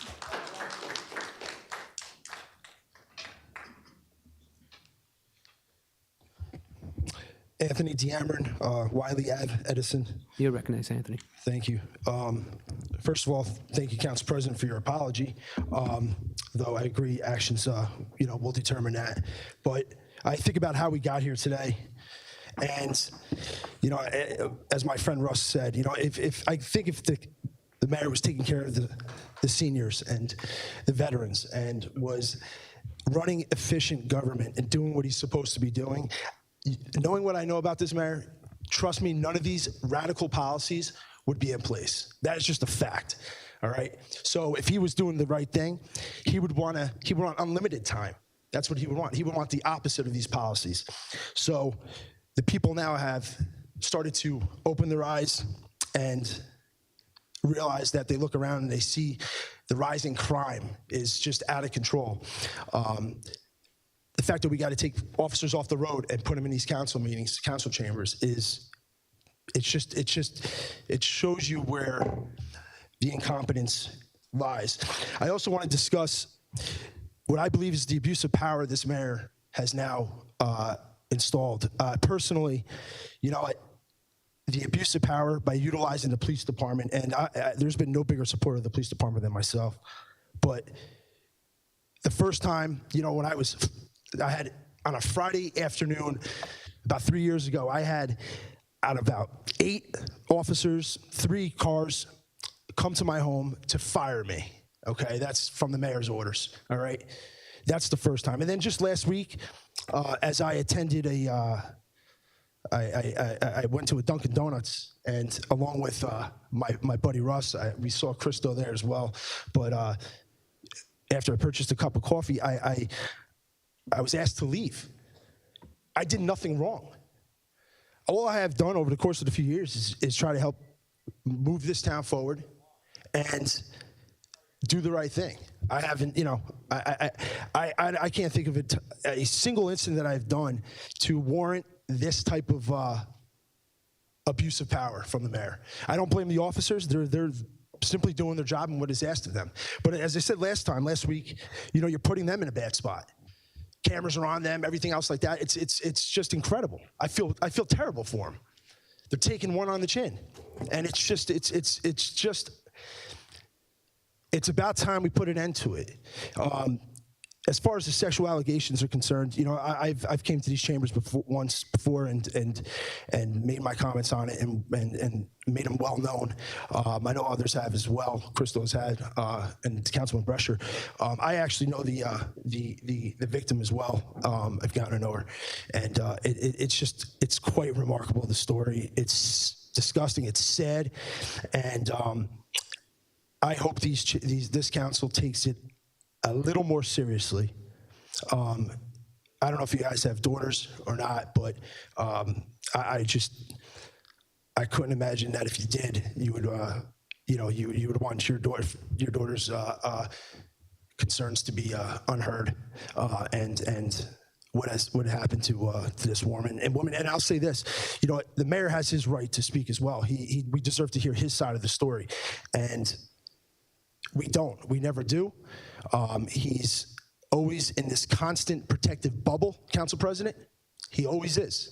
He wants it his way all the time. And as far as this, this council does not belong to him, Council President. It just doesn't belong to him. You got to tell the mayor to keep his hands off the council and tell him to go to hell because these policies are not coming from you. They're coming from the 3rd floor, as I said last time. Everybody knows that. So I agree the mayor should step down. I've been saying that for a while, and the abuse of power needs to end. It needs to end. That police department doesn't belong to him, okay? These chambers don't belong to him. And these residents deserve a lot more respect from their quote-unquote elected leader. Thank you, Council President. Thank you. Anybody else that would like to speak?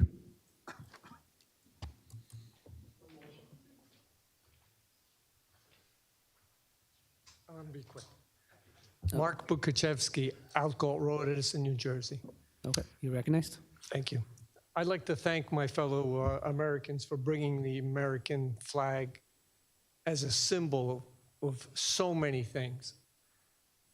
I'd like to take a moment and tell you that on July 20th, 1969, when I was a quite younger man, I understood what a symbol meant when Neil Armstrong and Buzz Aldrin placed the United States of America flag on the moon. As far as I know, the only flag there and the first flag there. That's how powerful a symbol is. It's not a prop. I also like to take this a little international. There's a war in the Middle East and there's a war in Eastern Europe.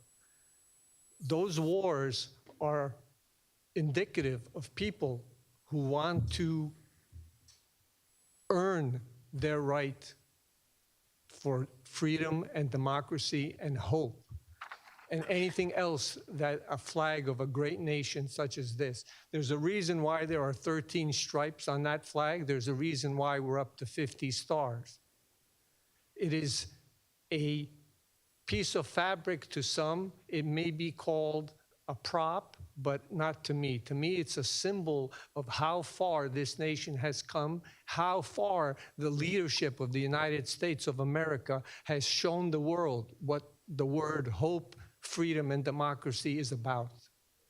I'm a proud Ukrainian American. I can sit here and talk and maybe do a college course on what the absence of freedom, hope, and democracy is to people. And I'm sure there are many people who have come to America for that very reason. So I'm not casting blame or aspersion on anyone. I want to just remind everyone to celebrate that freedom, hope, and if it's a symbol of the American flag that we used to do that, then that's what it is. Because I can tell you, I've been all over this world, and everybody knows the American flag. Everyone in this planet, even the North Koreans. But most of us would be hard-pressed to recognize other flags. That's how powerful a symbol the American flag is. Thank you. Thank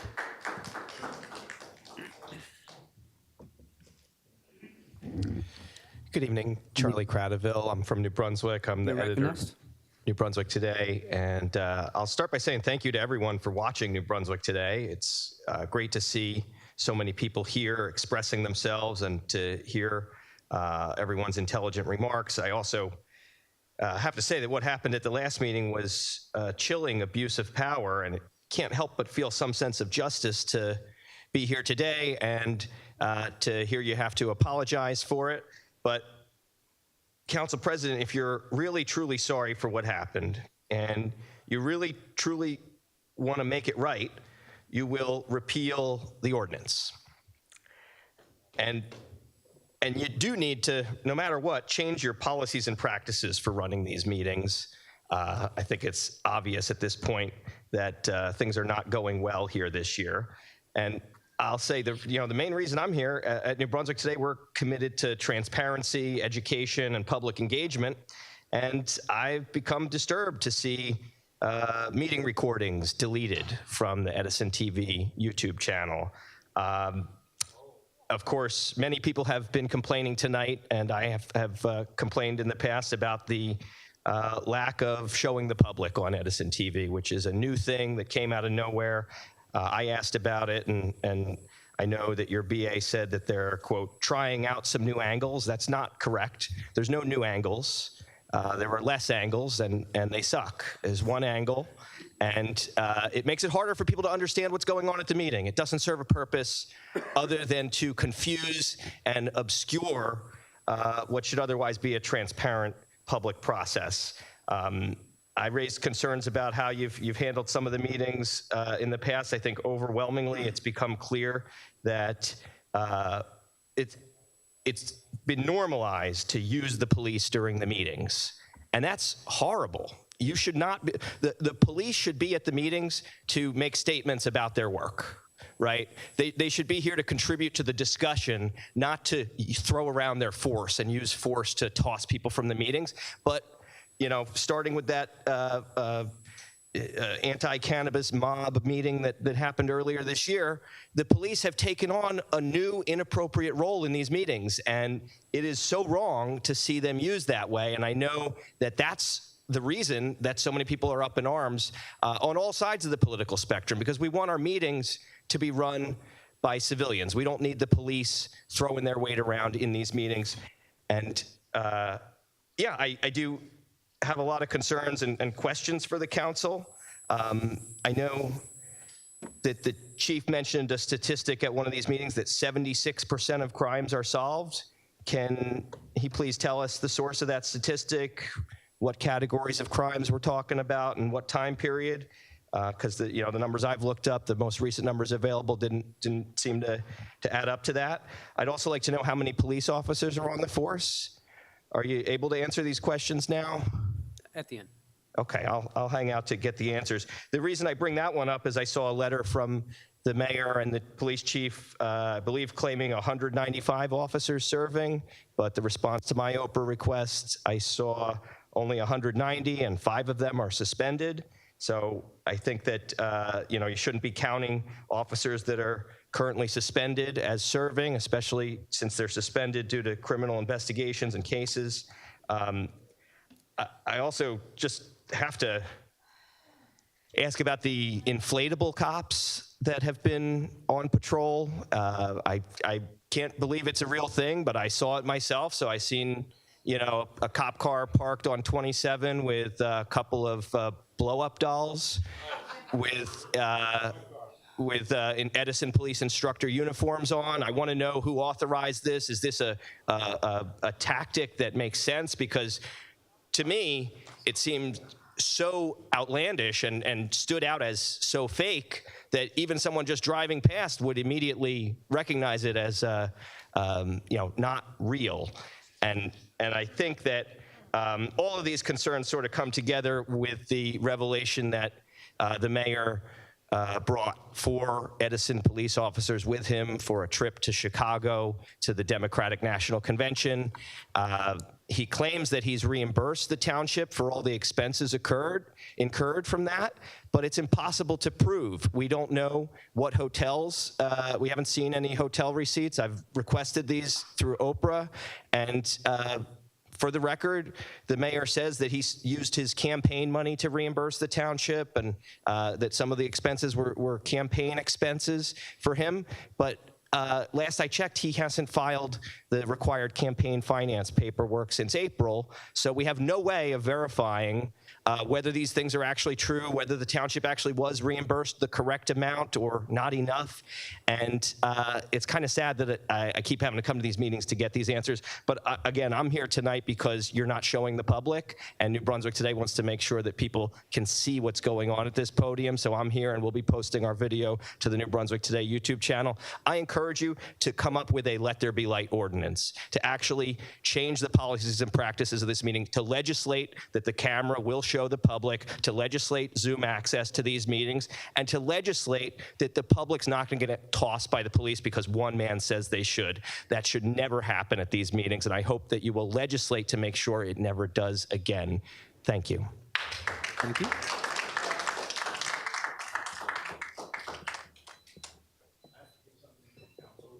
Marlena will take it. Marlena, come.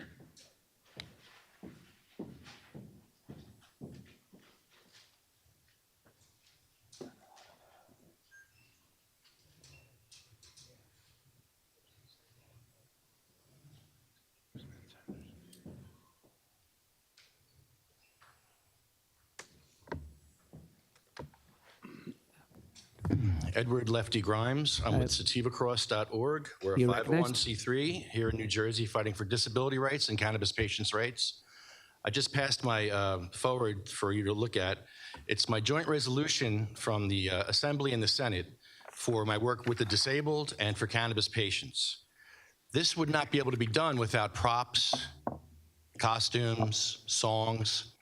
We went to council meeting. Me and Bongolio here have been to hundreds of council meetings all over New Jersey, fighting for cannabis patients, fighting for disabled rights. And we use props. I use a mask. We use all these things. In that ordinance, it'll talk about that, and it says how you guys are supposed to support what I'm doing with my mission. You're supposed to support my mission, but you're not. You're stifling my mission. I'm trying to help disabled people. If you look at the bottom of that, it's signed by our great Assembly Speaker, respected Assembly Speaker, Craig Coughlin. Now, if Burns was here tonight, I'd be yelling at him for embarrassing Craig Coughlin's law firm with his lack of constitutional knowledge, lack of the First Amendment, being a crappy American and a crappy attorney. Shame on him. And I hope this guy here, I don't know who he is, but I hope he's a little more competent than Burns.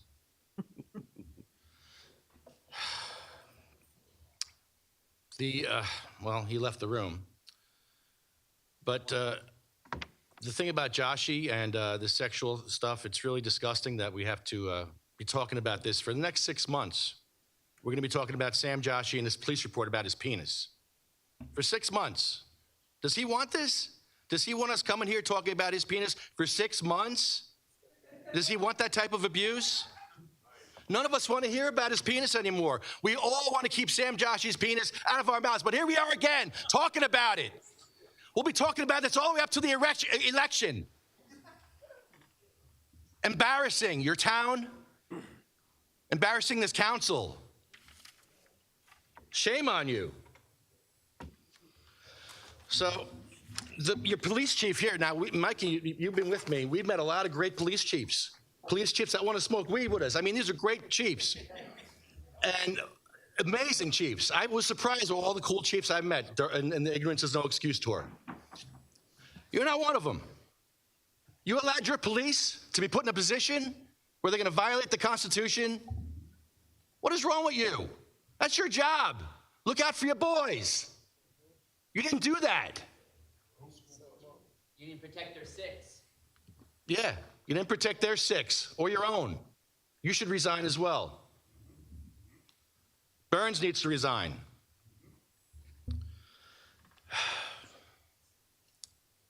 All right, where is it? So, I'd like to do the trifecta. I'd like to hold up a copy of this Bible because we're in a struggle not against blood and flesh, but against the authorities, against the rulers of this dark world. And that's a couple of you up there.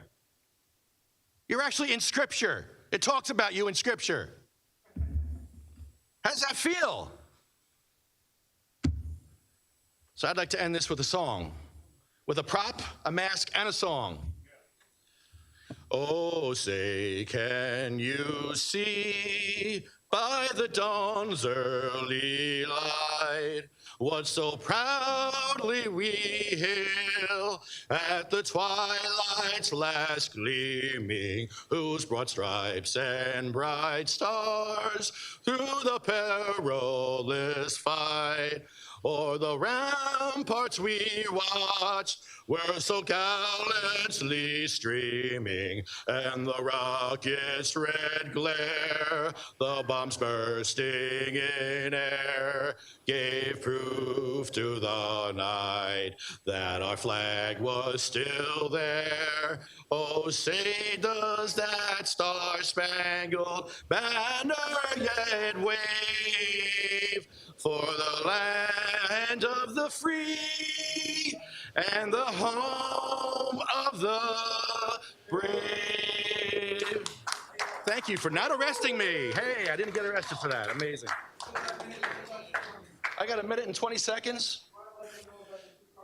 You know what? Let me tell you one more thing about Zoom access. That's right. You took away Zoom access for disabled vets. Let me go back here. For 19 months, you gave access to disabled vets. Things that we've been asking for years. We've been asking for online school, online work, online church, online council meetings, and you gave it to us for 19 months. And then you took it away. And so Burns doesn't know anything about Title II of the ADA. There's a process for going through all that. You have to have a question and answer period. You have to have a grievance procedure. You have to have a transitional period. Your ADA coordinator had to be involved, which you don't even have. So yeah, your patriotism and your love for our vets is at an all-time low because now they can't take part. My friend Jeff took part from his deathbed. He couldn't do that anymore. I'm in pain. I would rather take part from a Zoom meeting because I have horrible neuropathy, I have arthritis, I have an artificial disc, I have a fusion, I have a 2-level cervical. I'm a mess. I shouldn't be here right now in pain. But I'm here because this is important, and we couldn't fight for the things that we fight for without the First Amendment. The First Amendment is very important to us, so there it is. Thank you.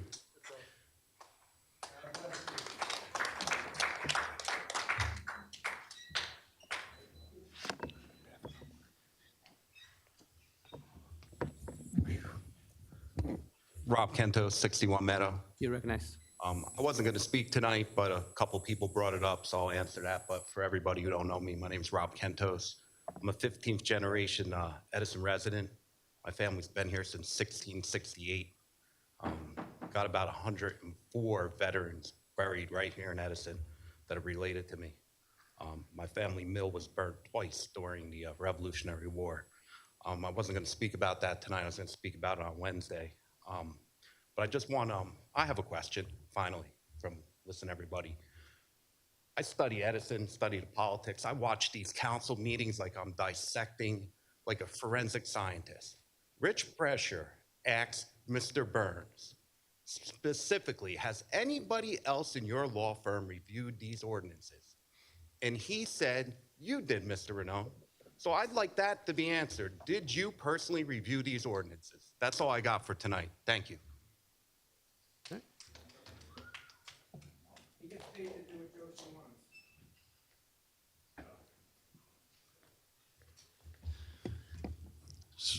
Zimmerman, Edison. You recognize. Thank you. One of the reasons there's not a lot of people at these meetings no more is because maybe 1 or 2 council persons. I'm going to mention a name, Jim Cougar. If he was here tonight, rest in peace, he'd be ripping everybody in New River End. He was a highly decorated service guy, union construction. He knew his stuff. If I can remember right, I think he ran for mayor years ago. And I wish people like him was alive. You got people that got thrown out of here, don't even want to come back here no more. Bruce Diamond's one. You attempt to throw me out on 925. I went to Deputy Chief Dudash. He said, just sit back down. I got up to thank A.J. Patel for telling me the fine job I did. And I said, the work I did for this town, nobody's going to fill my shoes. Look at the town today. Garbage all over the place. Signs all over the place. I was down in Mississippi last week, Louisdale, LaPlace, clean, no litter, no signs, nothing but farm areas. I went to visit Union Brothers. I worked with 23 years ago during 9/11 at the power plant in Sayreville. But one of the reasons I came here tonight is, like you know, I was barred for 3 years by a person that threw 40 of these in the garbage on Amboy Avenue. 40 of these in the garbage. 40 of these. And he had me barred. And I say it again. When my wife passed away 28 months ago, he was barred from the funeral. I could have my job back right now in 20 days after 6 months. They couldn't pay me enough because I was abused, I was barred, I was targeted, and nobody did anything about it. And everybody knew about it. Why? Any answers? Any answers, anybody? AJ knew I did a damn good job. Rich Brescher knew I did a damn good job. And like the one person said, you can't come up here to talk when you're working for the town. And that is wrong. A police officer, a fireman, or a township worker, they cannot come up here. And John, the issue I report you to about that high grass at Plainfield, Pleasant and Grandview, it's not cut yet. Every year, 2 council people in this area, you do nothing about it, he does nothing about it. I complained to the Board of Health on Woodbridge Avenue, where the mud place was, across from the diner. The grass ain't been cut one time. The Board of Health inspector said to me, oh, I ain't been in the area lately. BS. I see him pass the area all the time. When we did grass, there wasn't a lot of high grass. They give it to the Board of Health, they do this. Board of Health only take calls. Us, we react.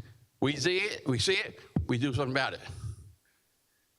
And technically, I was supposed to be making $51,000 a year.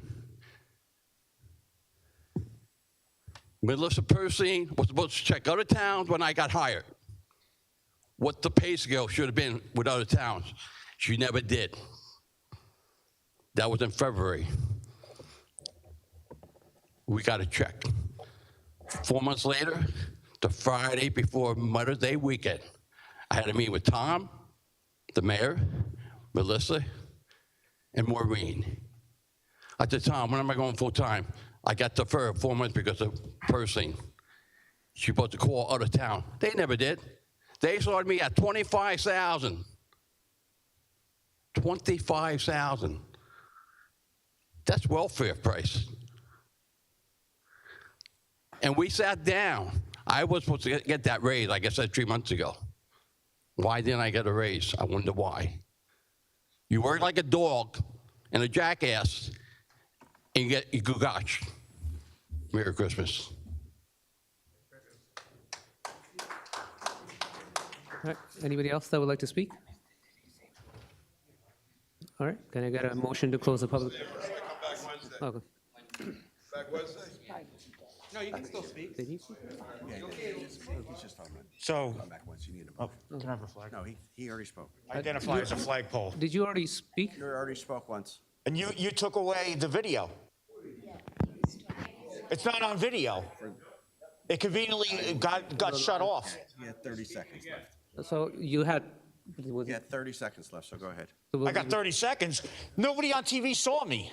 No, that's not true. You have 30 That's seconds. not true at all. It got shut off. I think it got shut off. It is true.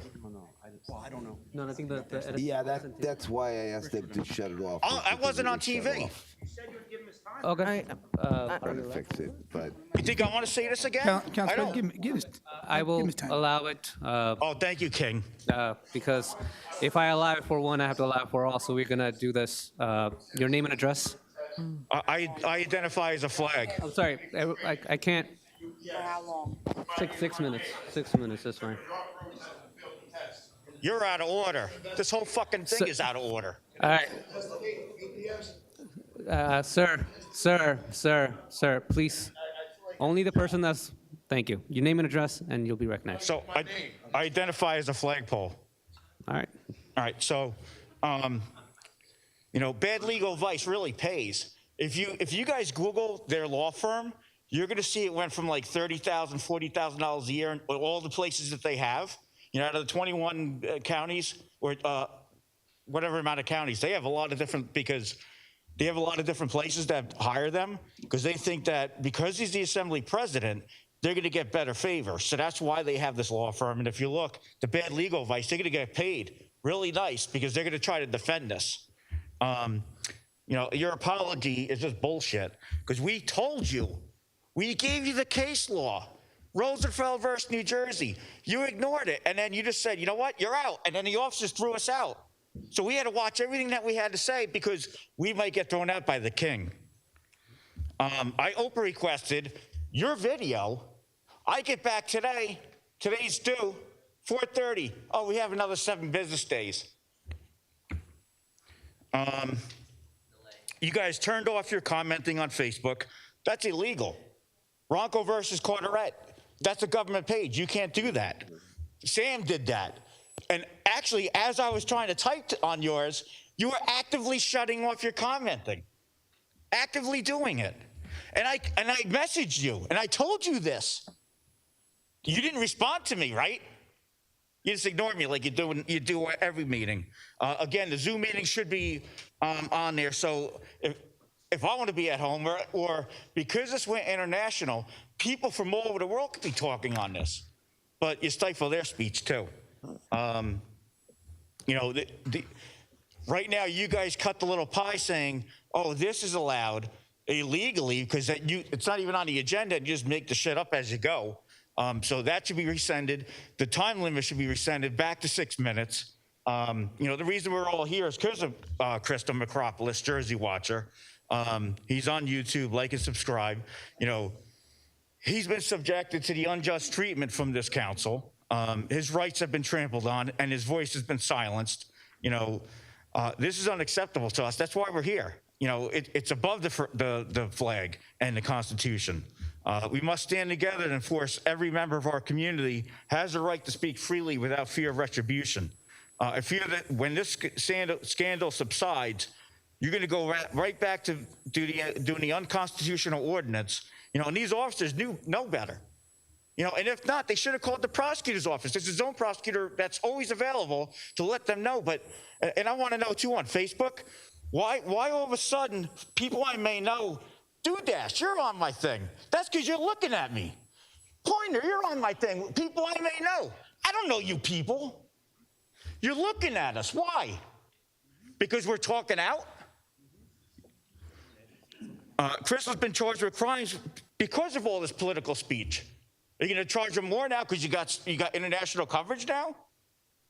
Oh, I like the eye look. Maybe, yeah, hey, who knows? Stand by. I demand every charge that's against him be dismissed. You guys have the power to charge us, and that's why you have the Gestapo come out and send us the other way. We don't have the right to charge you, but I think I'm going to charge you too with the 2C charge and official misconduct as well. You're a public official, and you're enacting unconstitutional laws and then having the police escort out the people that violate the law according to you, and you can't even look at me. So he can look at you, Mikey. He can't look at me. You know, I demand your resignation. I already filed the IA today. Oh, yeah, who gives a shit, right? Yeah, who gives a shit? Yeah. Really nice. And we express our opinions, and that's the reaction we get. Who gives a shit? My guy could look you up, no problem. You know, we don't forfeit our rights when we say something you don't like. You know, and I believe that with FIRE and the ACLU, I actually emailed the ACLU after that October meeting. They didn't respond, but they're about the money too, so now they're jumping in on this. If you want to see the first time I spoke before, conveniently the TV was all of a sudden shut off. You can go on Jersey Watcher's page and a couple of the auditors and stuff that are here and see the first thing, because I'm not reading the whole thing again. You know, I demand the Attorney General investigate the Chief of Police. You know, I've spoken to other chiefs of police. You know, like, there's no way I would have anybody escort anybody out of here for exercising their rights. We know what the line is. We stay within the line of what we're allowed to do and say. But yet, you create unconstitutional ordinances. And we begged you back in October and other months, you know, stop going after Christo and just let him say his stuff. If he wants to talk with a plastic mask on and you can't hear him, that's on him. I think the ACLU should sue you guys. I know everybody that's been thrown out of your meetings, hopefully the ACLU or FIRE will contact us, because I'd love to sue the shit out of you. Like the other guy said, sue you into submission. I think the bar should revoke Mike Burns' license. I already filed complaints with the Bar Association, and I encourage everybody to go on the Edison, New Jersey taxpayers page. And you can see exactly what I wrote, because I put it up there. And, you know, don't just come out here and say something or make a phone call. Make a paper trail so they have to follow through. Thank you. Thank you. All right, anybody else that want to speak? Yeah. All right, good evening. Ben's from Edison, New Jersey. Do you have the floor, Council President? You're recognized, Spence. I don't give out my legal name, but because the press is here, my name is Andrew M. Bensavanga, but please call me Benz. I want to thank the First Amendment auditors who are here. I want to thank Charlie Craven from New Brunswick Today, and hello to your viewers as well. Great job, Charlie. I want to appreciate to Dan from Headline New Jersey. He is amazing, amazing article. Can't wait to see you next couple of weeks. All right, whoa. What a day. We have a lot of people literally discussing about this issue for months and months and months after time. Between the Sam Joshi allegations, between our First Amendments we're being stumped over and violating, between of Joe Bassoff being thrown out, and now we got the press here. Real nice. Well, I already said my statement on social media. I'm not going to read it. But you know, Mr. Council President, you're going to be here for your last seat until we have someone taking over. I would like to recognize as Ms. Margot as president for the next council meeting, to be honest. And the vice president, I want to pick you, Mr. Brescher, but you're doing a, you're running for mayor, and I'm definitely got your back on that. So to replace you, I'm asking if you guys can please because this is getting out of control. You got the media here, you got people over here, you're asking for lawsuits. We should have good things about Edison, not how we are just violating people's rights. This is just ridiculous. And I said this over and over, and you keep coming down this road, and now you get into a big pile of shit where you have to cover your ass, and the whole apology is to be honest with you, is a bunch of bullshit. For real, it is a bunch of bullshit. You guys know better. You had crisis management. They had Middlesex County crisis management. You know how much that cost? Thousands of dollars out of your pay because of their actions. Unexcusable. You need to resign. You need to repeal this, or things are going to start coming to everyone's way. Wait for Wednesday. Oh, then you better ask for the popcorn and the show, and there you go. I have nothing. That's all I'm gonna say. In 6 minutes, you want 6 minutes. The 6 minutes. Yeah, they're changing it from 6 to 4 minutes. 2 minutes less to speak. No, we need to keep the 6 minutes. We need to keep the 6 minutes. Get rid of the props act and the first. This is getting ridiculous. You guys are asking way too much. Do the right thing. That's all I'm going to say. Thank you very much. Gibbons. You can close the speaker floor. Sir, you're recognized.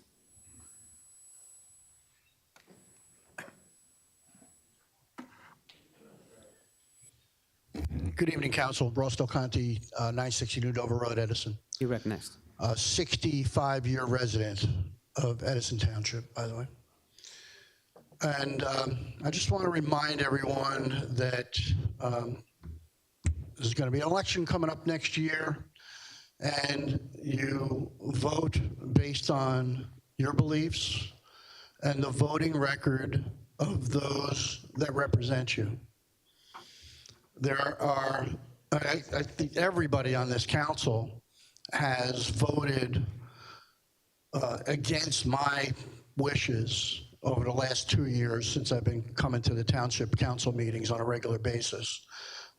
Even though 2 members voted against the ordinance, 1 abstained. Margot Harris was not here, so I understand that she probably would have voted against it as well. It still would have passed, but the apology that came through tonight as a result of this was shallow.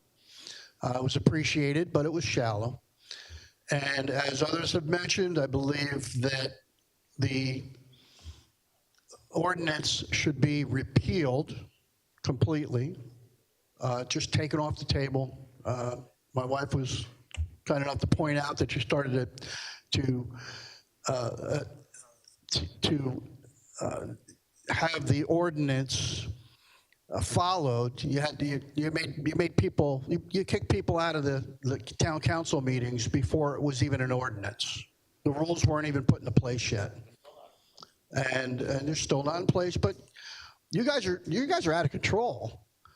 Tonight is a total 180-degree difference from what you've done over the past 6 months. You've actually let someone come up here twice tonight. You never would have did that before.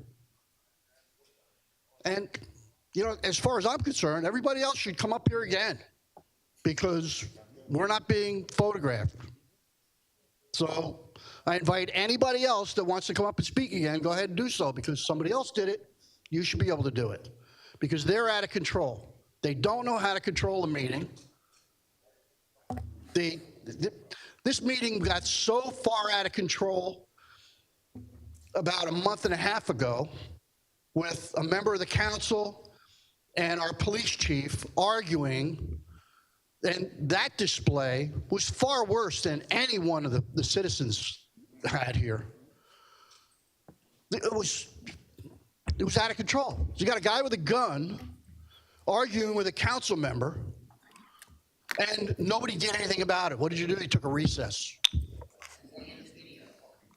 Yeah. So anyway, I ask all the residents of Edison Township that these issues matter to, that come out and vote, to vote based on the voting record of the council members and the mayor and anybody else that we elect to represent us. Thank you for, and it's not about Democrats or Republicans. All these issues cross party lines. So you vote on your conscience and the voting record of what your beliefs are. Thank you. Anybody else that would like to speak? All right, I'll take a motion to close the public. You already spoke. I'll take a motion to close the public portion. Motion to close the public May I have a second? Second. All right, that's a motion by Council Vice President, second by Councilman Coyle. All in favor? All right, can I get a recess for like 10 minutes or 5 minutes, and then we can... Just a point of Can I get a order. motion for recess? Point of order, just because we're nearing 9 o'clock, or when it says that we have to extend time, if it's past 9 o'clock, so can we at least extend the meeting and then take the Let's recess? extend it to 11, just to be, I know it's going to be... Like a second opportunity to speak. All right, can I get a motion to extend the meeting till 11? Motion to extend. Seconded. All right, that's a motion by Councilman, like Council my Vice President, second second bite by at the Councilman apple. Pacho. All in favor? Aye. All right, may I get a recess for 5 minutes? Motion to recess. And may I get a second? Want to bite the apple again? Second.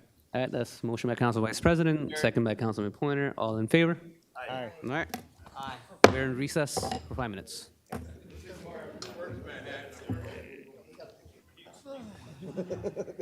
Want to speak again? Okay, yeah, well, we can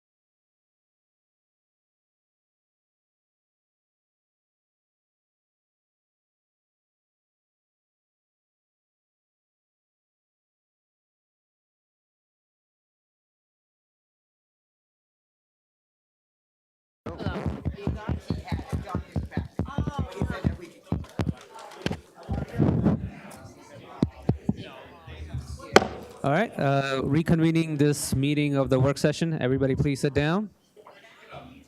May I get a motion to reconvene? Motion to Second. May I have a second? Second. That's motion by Councilman Pato, second by Council Vice President. All in favor? Aye. It's reconvened at 9:01 p.m. Okay, so we do have a lot of questions. What we're gonna do is we're gonna get through the business portion, and then when we get to number 17, actually, we'll be removing 17. We will be answering the question and then moving into the discussion items. We are removing item 11B from the agenda and removing ordinance 2241 from the agenda as well.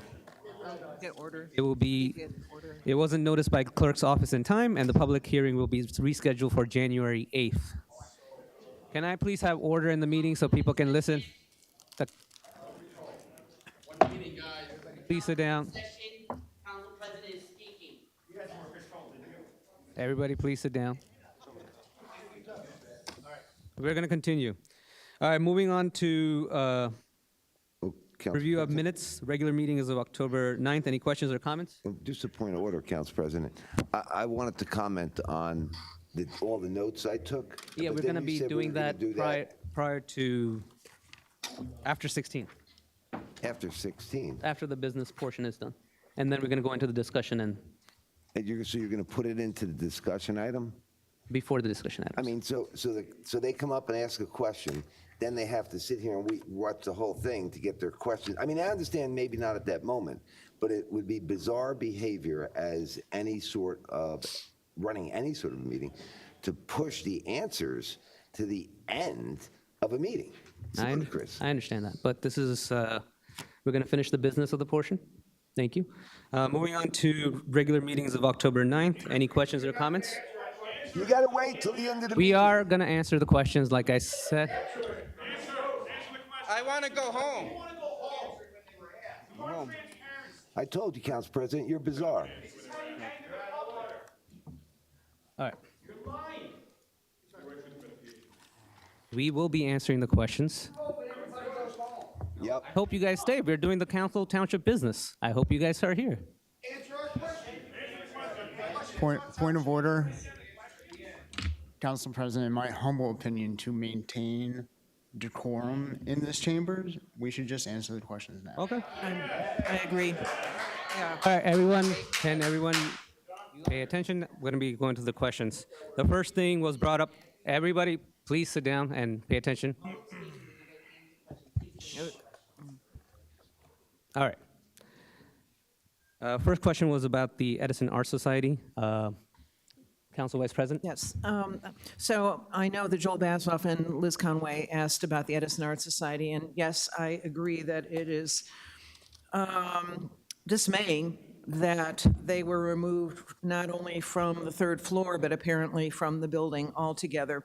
However, the good news is, as I am the liaison to the library board and I'm also on the Edison, the Cultural Arts Commission, we think we have a rehoming for them at the main library, which will be at the, I think it's at the main library. And I know that Alan from the library board and Liz Hahn are in discussions about this, but I brought this up at the last library board meeting, and the board seemed very they seem very receptive to having the Edison Art Society exhibit there. So we think that we have at least for now, a home for them. So so they will have a place to exhibit. But I agree. I think it's a shame that after all of this time, the third floor, which is really wonderful exhibition space, I think it's a shame that they have been removed from there. So we're gonna come up with and hope that we can get new exhibitions very soon. Thank you, Council President. Thank you, Council Vice President. Couple of questions for Sonia. What are the number of police on force, on duty? Council President, you forgot about the filming. Huh? the filming. She asked about the arts, and then she asked about filming events. That's something for Sonia. Sonia, can someone request to have Edison TV film? I will, yes, I will certainly take that to the administration and provide them your input and request. Okay. And then in terms of the number of police on duty or that we have on? 194. 194, okay. And the question on Edison seniors, what services are we providing on Edison seniors? Sure. So we put together a monthly program. If you'd like, I can run down through some of those programmings. For example, we have a history of North Edison brought to Walter Social. That happened this past week, December 3rd. We have some health talks. That's coming up this Friday. There's regular programming we have. Those are Zumba classes and other physical activity classes. There's also conversations and information regarding will, trust. There's also a health, osteoporosis programming that's coming up, not to mention also, and those are two locations. So you have Mini Beeville, and then you have the Woodbridge area. I can certainly provide this fulsome to all council because there's just quite a bit. I also have some January program that's coming up. So again, two locations, Mini Beeville and at the Woodbridge Center, and those include regular programming, the meals. We also have the programming where we take seniors shopping, to various trips, medical appointments, and the like. So I will provide this all to everyone. There's 3 separate sets of programming that we provide at both locations and throughout the township. Okay. Council President? Yes. In that same line of thought, when they were talking about how many police officers, they were asking about the crime stats. In fact, I think I asked about that a couple weeks ago. To get them for the last 3 years, and I was told I was going to get them, but I haven't received them as of yet. And he opered them, and he said he can't seem to get them. So where would we be with crime stats? Chief? Councilman, and the chief can expand on it. They are available on the state's website, so I can send you the link. I was just made aware of that. So Right, for the last 3 if the years? chief has anything, yes, for the last 3 years. Okay, Yes, so sir. I can get last month's. I will send you the link Okay. for the OCRs. Okay. Does that answer your question? Yeah. Oh, and then they had the question about the Chicago, and about them getting. It was about Oprah too, where they were looking to get the information on the Oprah for any kind of costs, as far as hotels, food, lodging. Those specific Oprah requests have been fulfilled. Okay, I think that's what he was complaining about. He said he didn't get them. I know I actually put them together and sent them to the clerk's office, who has then submitted to the requesters. All right, I'll check with them. That would be it, Council President. Okay. In terms of the camera angle, I would request that we do change them back to what we had originally and do what must be done. And I think that is a simple ask as the council, and if this is what the council wants. Understood. Thank you. Council President? Councilman Brusher. Yes. The residents made it clear that that falls underneath our jurisdiction. So can we vote on it just as a body to put it back so that it doesn't get removed again unless this body changes it? Can we do a motion on that? Sure. No, we can do a motion. Council President, before we do that motion, I want to do it in full transparency. It is not about just changing the cameras or restoring how it was recorded, but also restoring anything that was deleted. And both of those as a one-line item in full transparency. Okay, so why don't you motion that, Councilman Patel? Council President, just point of order. I'm not sure I. Is this something we put on this work session to be voted on Wednesday? Correct. Okay, thank you. Okay, but can you motion that, Councilman Patel? I think Joe moved, right? Yeah. We're gonna. He's looking for a second. What's the motion? Motioned and he seconded. No, but what exactly is? Motion Okay, to. motion to add restoring the council meeting recording as they were before, plus restoring any council meetings, whether they were on the YouTube or any social media, to be restored. That's a motion. Council President, just for the priority of getting something done, can we make it two separate motions so that the first one gets done right away, which is what the public wants, is the angles? Yeah. Then a second motion? Yeah, so let's just split it up. To reinstate any videos that were edited. I don't want one to not happen without the other. Just let's get one done. Get the first one done. That's most important. Understood, I'm okay with The one you're both. talking about is all over YouTube.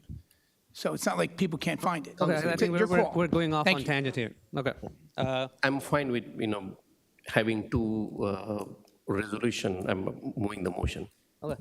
So let's just do the motion for the camera angle. Motion for the camera Motion angle. for the to be camera restored. angle to May I have a restore the camera second? angle. Second. That's a motion by Councilman Patil to restore the camera angle. Second by Councilman Vice President.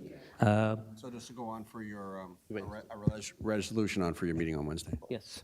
All right, and may I get a roll call to add? Do I have to add?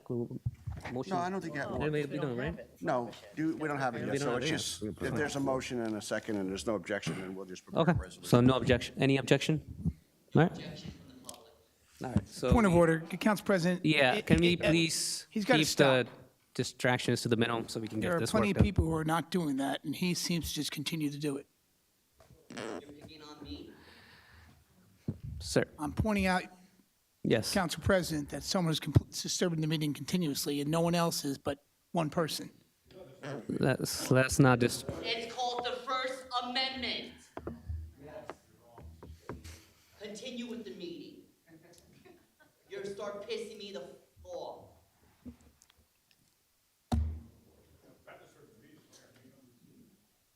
okay. Can we continue the meeting then? Thank you. Moving forward. Council President, you need the second motion because the second resolution. Okay, and a motion to reinstate Deleted. motion to add to the agenda for Wednesday to reinstate any videos prior that may have been edited or Deleted. deleted. All right, may I have a second? Seconded. All right, that's a motion by Councilman Coyle, second by Councilman Patil. Any objection? All right, so this is added to the agenda for Wednesday. All right. That one's done. Camera angle's done. Now, there was a question on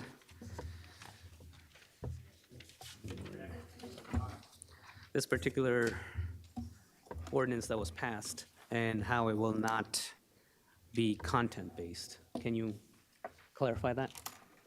The ordinance isn't, I mean, if you read the ordinance, it's content neutral, and that's how it'll be applied. So I'm not quite sure. I think your statements tonight were specifically with regards to the flag, but obviously the ordinance itself, by the way, the ordinance itself doesn't mention the flag in any way, shape, or manner or form.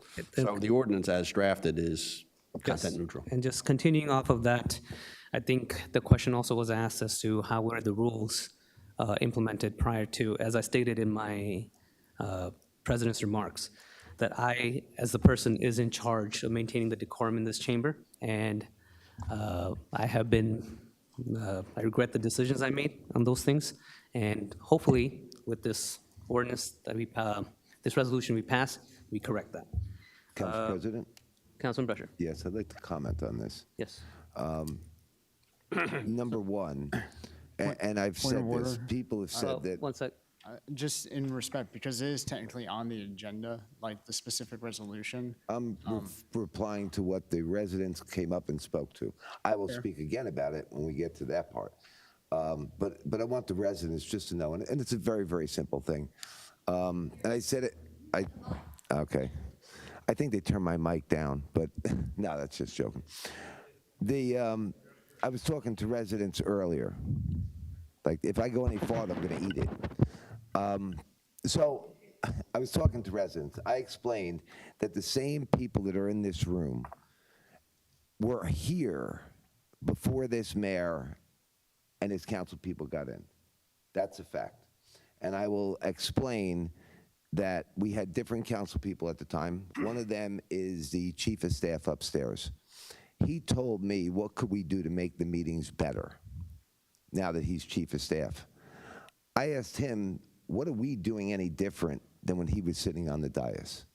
So we had Christo from Jersey Watcher. He was here. Our meetings were never like this. Never. So you have to look at what changed in life, right? What changed is a different mayor, a different council, and a different belief, okay?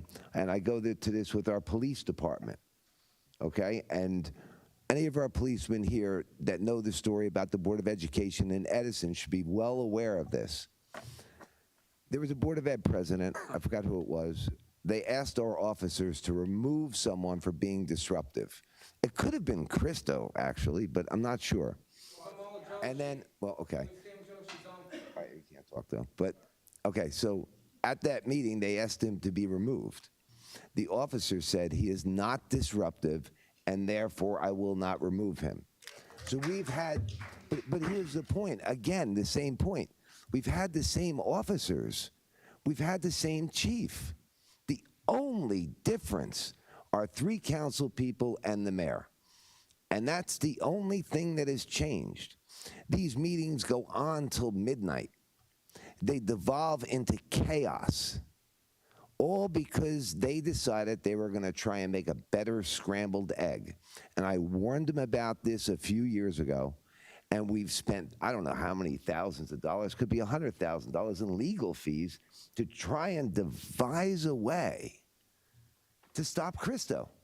So all these intelligent people here, it's all about trying to stop that one person, where you give them the 6 minutes and we don't have a problem. So the problem is not Christo. The problem is not the public. The problem isn't your minutes speaking. The problem is the man upstairs. That's where I'm going with it. And these are facts. You can look at these, okay? It is self-evident. Since that's happened, since the new mayor came in, and we have a new council president this year, our laws are all inconsistent. They change from meeting to meeting, right? So there is no order, no decorum. We act childish here. It's reckless and it's irresponsible. These are all key words that describe this administration and the way that this council has been acting over the last 3 years. And that would be it, Council President, on this. Thank you, Councilman Brescher. All right.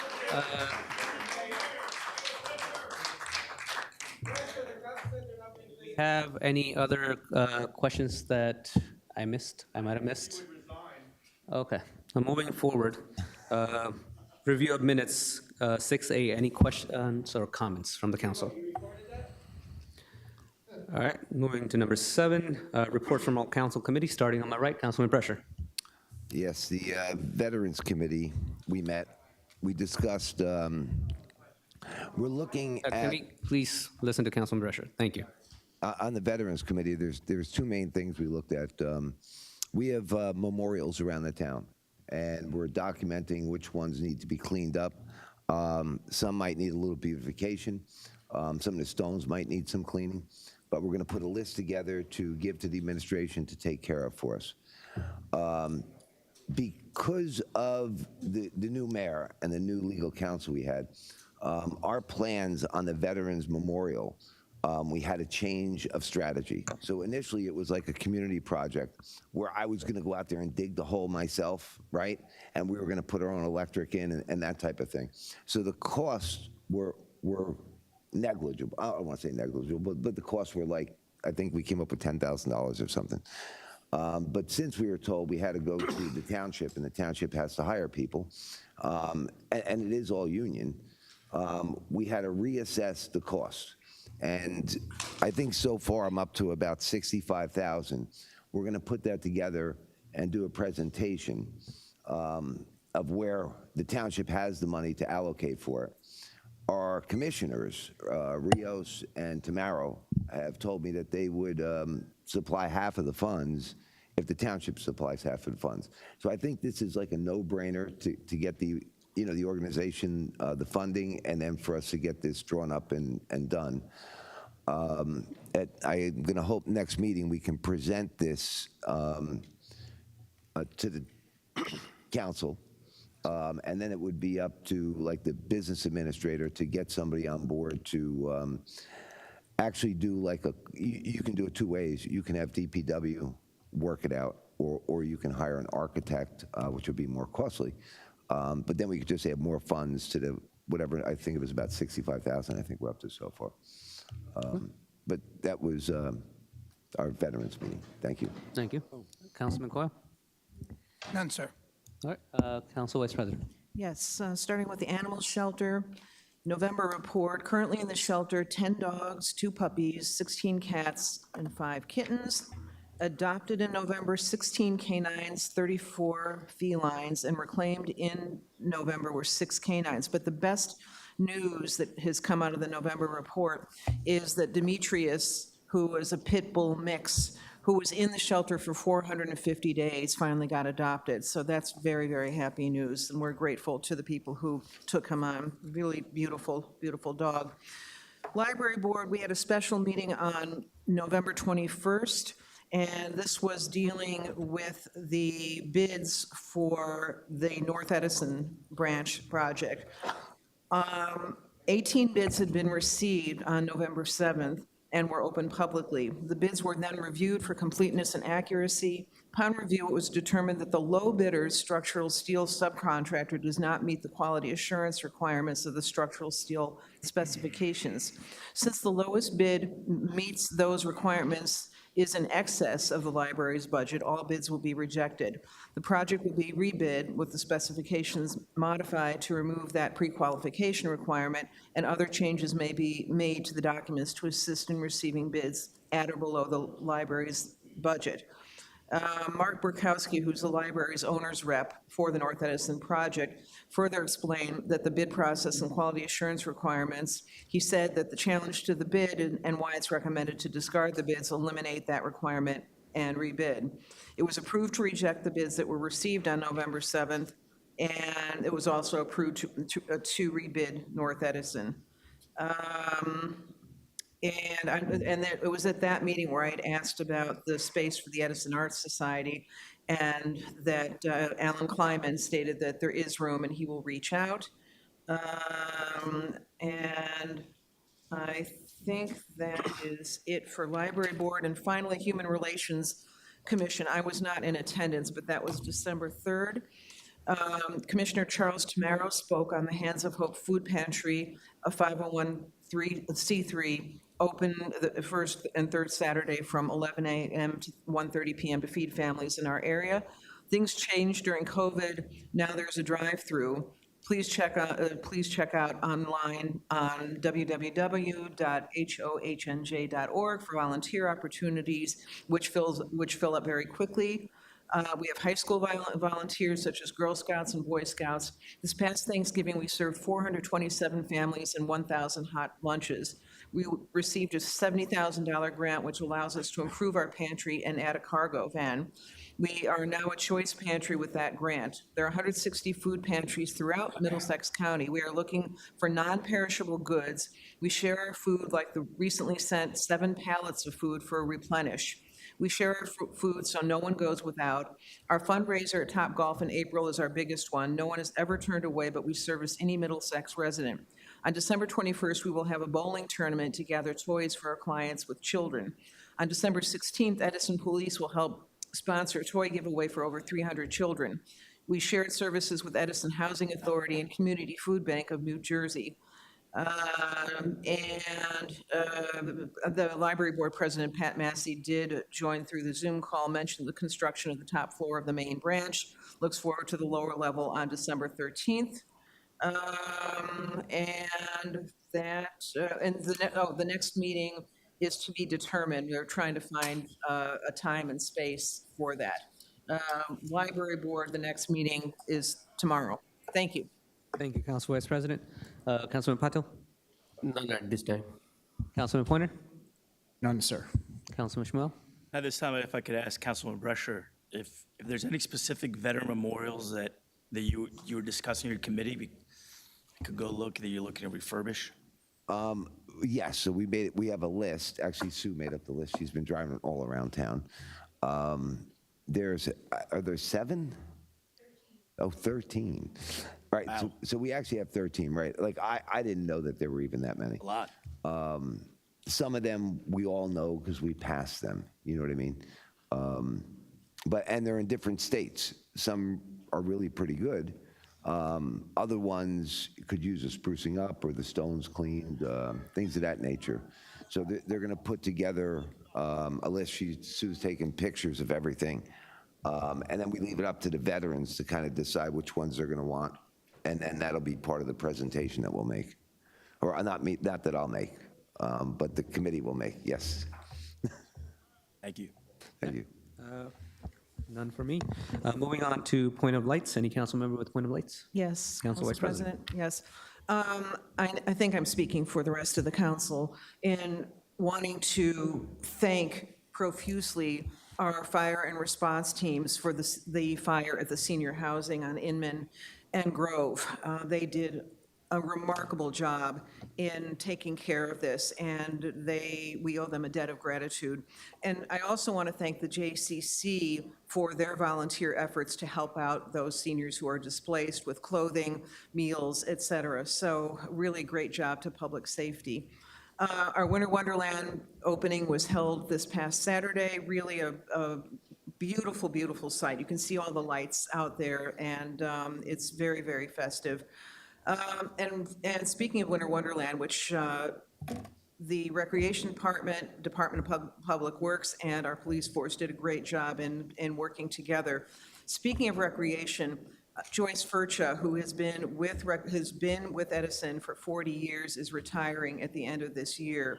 And she has been remarkable. She's battled health problems, but she has been on hand and has done such a great job. And I believe we will be honoring her at the December 23rd meeting. So just a shout out to Joyce Furcha. Thank you, Council President. Thank you, Council Vice President. Any other council members? Councilman Mr. President, just, I apologize if I missed this in your comment, but I just wanted to express appreciation to the fire department for addressing the fire on Jackson Avenue the other day. He's just closing the door. You can continue. Oh, I was just mentioning my appreciation to the fire department and OEM for addressing the fire that recently happened on Jackson Avenue, in addition to everything that happened earlier this week. Thank you. Thank you, Council President. Any other council members? All right, as for me, a couple of announcements. The holiday dance for teens and adults with disabilities will be Friday, December 13th at Mini B Wheel at 6:30 p.m. The menorah lighting on Thursday, December 19th at JCC Gym on Oak Tree Road at 7 p.m. The Holiday House decorating contest deadline for registration is on Wednesday, December 11th. And the Gingerbread House picture contest deadline for registration is Friday, December 20th. The township offices are closed for the holidays on Christmas Eve, December 24th, which is a half day, closed on December 25th for Christmas. New Year's Eve, December 31st is a half day and is closed on January 1st. I too want to echo the sentiments that Council Vice President and Councilman Pointer pointed out. Thank you very much to the fire departments for all the hard work and risking your lives to help out our residents. And Winter Wonderland was wonderful. I had a lot of fun, and my wife had a lot of fun, including my kids. I also want to mention Hands of Hope that I attended with Charlie Tamaro, and which fed about 200 families. And it's a great organization, and they are looking for canned foods. If anybody is interested, green beans are what they're looking for currently. I hope you can donate that. And again, congratulations to Joyce on her retirement, which is well-deserved. Moving on to number 9 from the Business Administration. A, any questions or comments? Councilman Patel? Question to Sonia. This is a 2-year contract, right? It is a 1 year. It's 1 year, because somewhere I saw it's 2 year. And is this because we don't have licensed health officer, or it's in process? It is in process, and it was my understanding, even with the prior health director, that they did not have the license, so it fell under the county's umbrella. However, as a condition of employment, we've requested that Dr. Patel hold a license. So there is a test to be that she will be sitting in next year, and she is required by the state to have 2 years of administrative experience, if you will. And so, and that was confirmed. And it'll be March. Will be her official 2 years. She can sit in for the test in June. Perfect, thank you. I just wanted to add, I did speak to the county that I know this is a full year. However, our understanding, once the license is obtained, that we would then notify the county that we would no longer require their services. Thank you. Council President? Councilman Brescher? Yes, just for the record, Sonia, if we can just get those documents that are requested so that I can verify it. I know you said that it'll be, but as a councilman, to hear somebody say something, my job is to actually verify it. So, yeah, if I could see it in writing. Sure, I can probably send you the letter that I got from the state saying about the 2 years.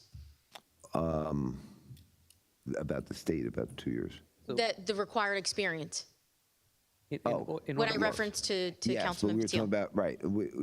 What I did was when we hired, I thought it was 1 year. Condition of employment was that she'll get the license, but in order for her to get her the license, she has to have 2 years of experience. Okay, but I thought it was supposed to be 1 year, was the original condition. That's why I'm looking for the original document. I understand if you're going to tell me that the state requires 2 years, right?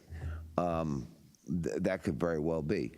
I would just have assumed that the administration or whoever would have known it was 2 years and she already had 1 year if I was told 1 year. So I'm looking for the original, the original document from where you told it, or I can go back and find YouTube videos or Edison TV videos to see the exact question I asked. But all I was asking for was just the document that shows that, she agreed to whatever it is, a year, Sure. 2 years, that's all. Sure. All right. Council President, only one remark I can make. All along for many, many years, we had engaged Middlesex County, but finally we'll have our own person who will be licensed, and it's a good thing to happen. Thank you. Yes, and I think we didn't have one for the longest time, so I'm glad we're getting this steps done. So hopefully we'll have one of our own. Moving on to number 10, from the Department of Finance, A through F. Any questions or comments? Council President? Councilman Patel? On F, 2025 debt service, I saw the payment starts from, it says it's a temporary approval, a resolution for temporary approval, but it lists the payments right from January 2025 all the way goes to the December 2025. Is there a reason that we are taking this in one resolution blanket approval, or can we do it either quarterly or monthly whenever the payments are due? That's my question. Can you repeat that question, Councilman? I understand his question. So Councilman Patil, we're required by the state to adopt this resolution. And even then, when we have a temporary budget. So because of that requirement, we do have an allotted plan, as you mentioned, that covers us for 2025. Okay, thank you. Okay. Councilman Pointer? Kind of along the same lines, just because one of those line items is a pretty hefty number. I'm presuming it's probably the Silver Lake bond. If I can just get a call from Ken tomorrow, just to kind of explain how that will work, tie into next year's budget, because my understanding is that this will be an appropriation that we're allocating funds to pay that bond back, not in a year, like a year over. It seems to be the full remaining balance. So I just want to have better clarity as to how that will play into next year's budget. Thank you, Council President. Councilman Pointer? Would this move to B? Okay. Okay, moving on to number 11, we are removing 11B. So it's just going to be A and C. Any questions on A and C? Council President? Councilman Patel? On C, is this for individual resident? Because in the packet, I did see the name of the individual along with the driver license, which I would never prefer to be part of any packet. I'm perfectly fine to support this, but just a question that is this for an individual or it is for a company? I'm not sure. Is this for an individual or is it limited liability? I think it's limited liability. So this is for a senior citizen, it's an individual. Correct. My only the question there is, knowing that it is a senior citizen, Is there any reason that we include the copy of driver's license in the packet that was sent to this council? It's a driver license is a sensitive document. I think it's only, it might be by completeness, but I think we're just trying to show that it's proof that it's a senior citizen. It's probably the proof that was provided to us. Sonia, is that correct? Yes, my understanding. Probably shouldn't be in the packet, though, right? Is that what you're It saying, may only Councilman? be to the council, so I just want to confirm that with the clerk, that this was only included for council. Okay. Only provides your counsel to back up. The driver's license. Right. Yes. Okay. Thank you. Moving on to number 12, A and B. Any questions or comments? Okay, moving on to number 13, A. Any questions or comments? Council President? Councilman Pointer? Just a question to our deputy chief. Is it possible to know which fire station this pumper would be going to? Station 2. Thank you, Council President. I think this is great that we are able to upgrade our infrastructure in this capacity. Thank you. Thank you. Councilman Brescher?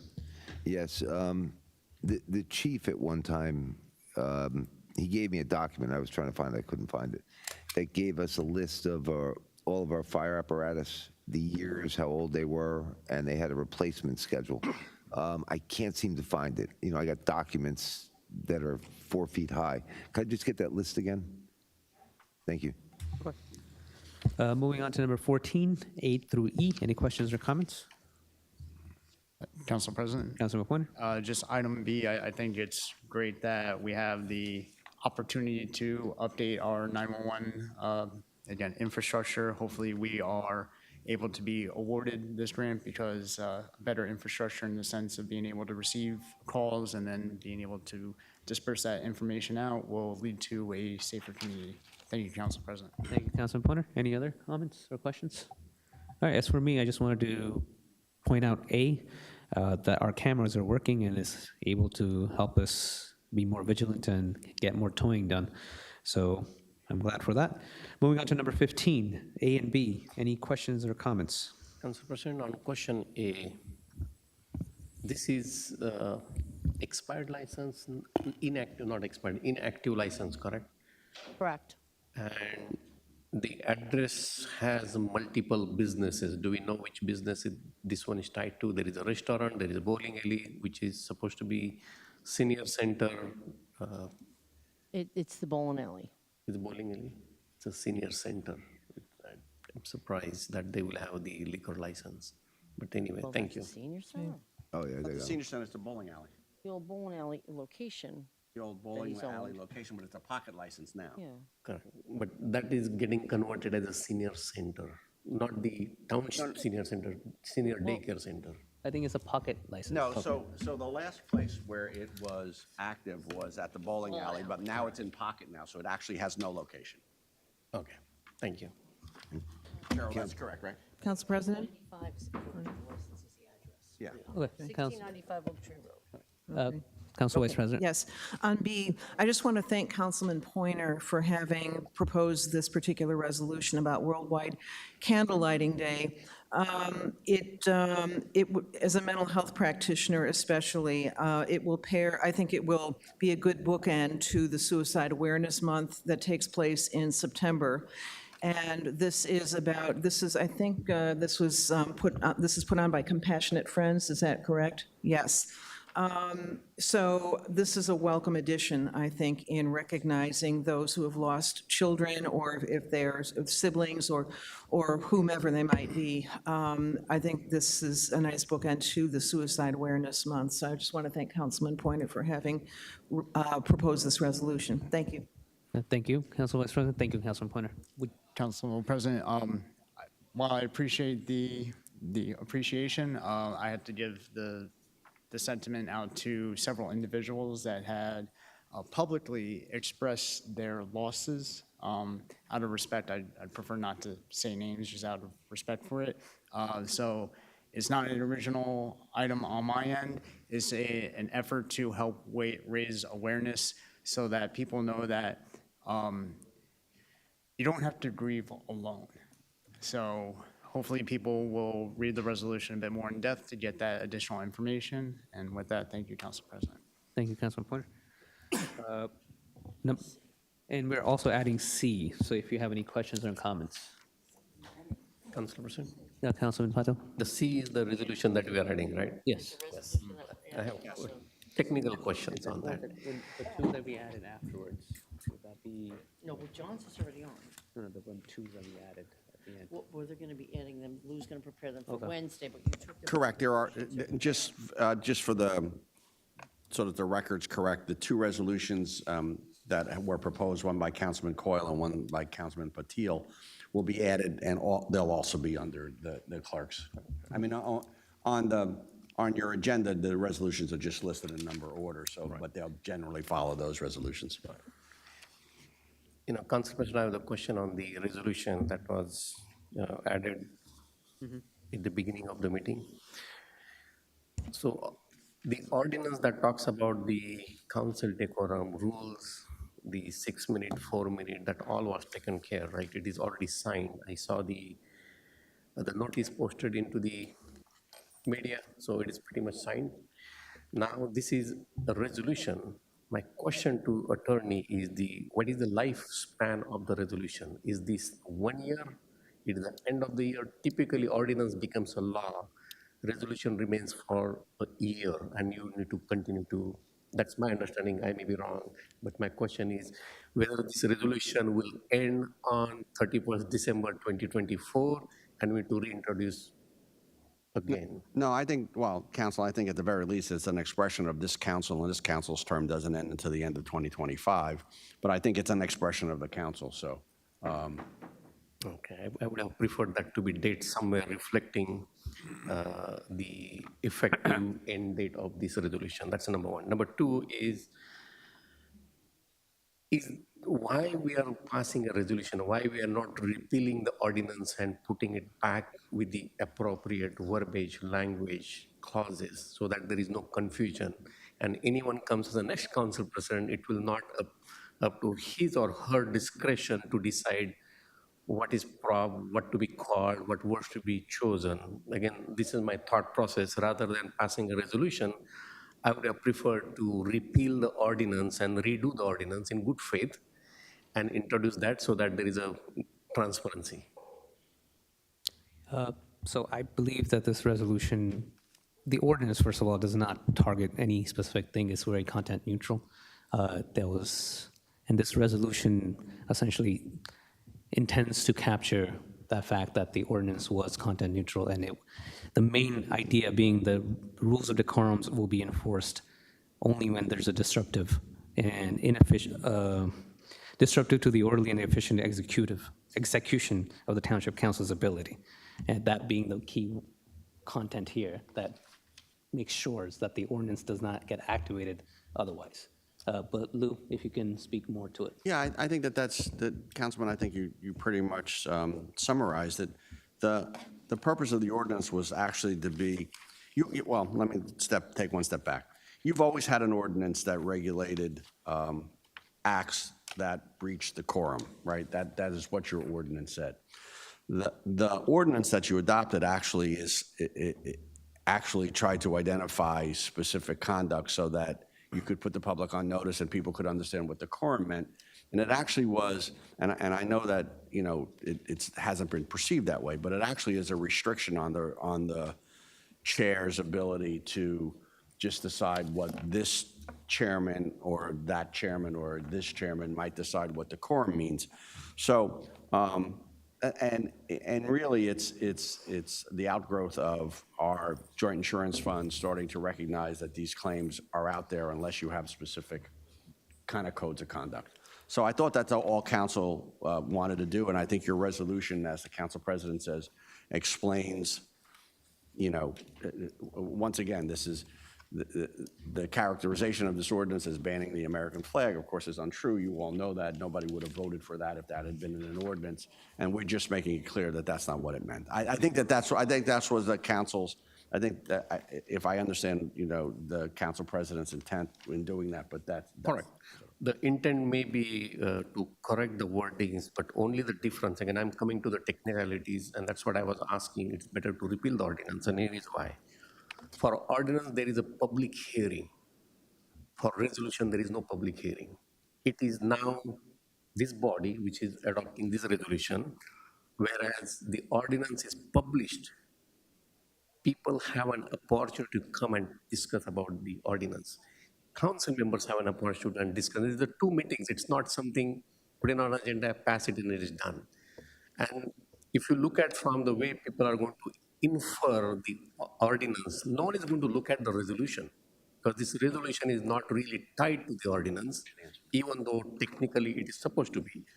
But no one is going to look, when I'm going to search at what the law is about the council decorum, and if somebody watches those YouTube videos, they're going to perceive this as the American flag is banned. And that is what I was saying, we need to be explicit in certain cases, given the outcry from the public. Again, this is my opinion. Again, I will leave it to the rest of the council. But I'm happy at least we have something to clarify. Thank you, sir. Thank you, Councilman Pato. And as I stated, I think this resolution addresses the concerns of making sure that no American symbols are treated as a prop. And I think the ordinance in itself is very well worded, and it is meant, essentially recommended by JIF to ensure that we have something to, something on legal documentations. Yep, that's perfectly fine. If we were doing just to codify this, the second concern came in, I didn't finish my thought here, is we changed the ordinance from 6 minutes to 4 minutes, yet today we allowed people to speak for 6 minutes. Because that ordinance isn't in effect yet. That's not effect yet. It doesn't take effect. It takes effect on the 16th? Yes, December 16th. It takes 20 days after the mayor signs it, so it's So not why in did we effect. allow rebuttal then? Well, I don't think, just for the record, I don't think we allowed rebuttal. I think that what happened was that Councilman Brescher and Councilman Coyle asked that we reset the gentleman's time because we had gone offline. So there were a couple of people who wanted to.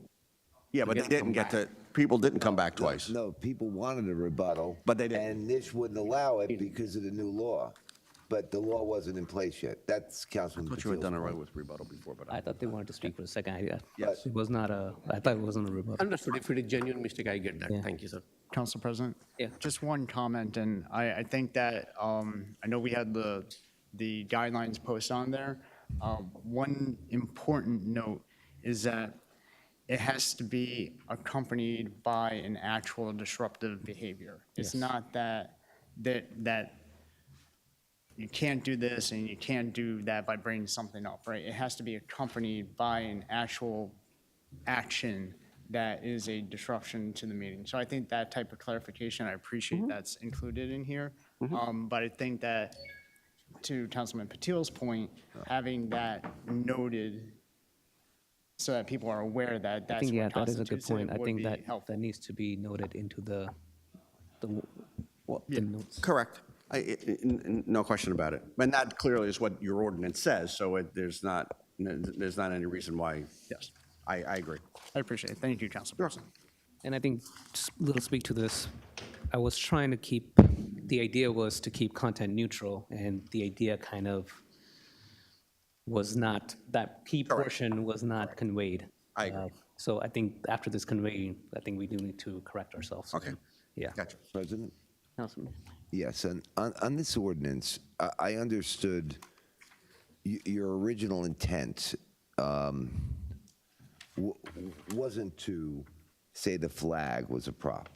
But if you didn't say the flag was a prop, then you were opening yourself up to this whole thing being like arbitrary and kind of capricious here, and it means nothing. So, but you guys fell into that little trap there. But here's another question. So we still can't bring props, right? If the props are being used to disturb. Okay. So if somebody brings a Bible, one of our residents said if they bring a Bible, and they're holding the Bible up like this towards you, right? Well, that would be, now you're saying it's right, but no. Holding it up like this is a prop. No, it's not, but it's not, I think the point of it, Councilman, and I think that's where we're trying to get. Well, that's where I'm going. So I think the point is that it's not disruptive, and I think that Can you give me an example of what would be disruptive? How about throwing it at you? Oh, throwing it. A projectile. How's that? So I'll give you a good. There's a good example. I mean, can we say that? Can we make this very simple? That is what this. Well, I think that you do. I think that your ordinance says that it's where the conduct is And I think that is disruptive. So And I think that's what it this is. resolution tries to capture. Correct. Well, that's the whole point, right? Is what's here is subjective. What we had before was subjective. So what you did was you took the scrambled egg, like I said before, right? You scrambled it. Instead of going right to left, you scrambled it left to right. It's still a scrambled egg, but the public right now is offended. They're outraged. They don't believe in you saying you're sorry. They believe it's intentional. They believe this is going to come back. And when all the news goes away, you're going to say that, you can't bring a different flag up or you can't take a Bible. So what they're asking for is just to repeal the ordinance. Very simple thing. But if you believe that you and 3 of your other council people that are with the mayor, right, override the public, which I'm hoping you're actually going to go down this road right now, okay? Don't repeal it.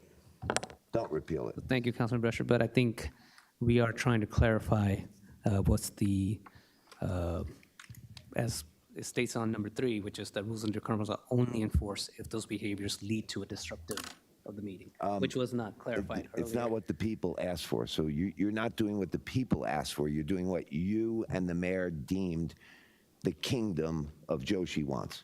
And that's the point, that the people were here. That's why they were here, because they believe you work for them. You're showing them that you don't. And I'm actually okay with that, okay? But I just want to make a point that you're not working for the people. You're working for yourselves.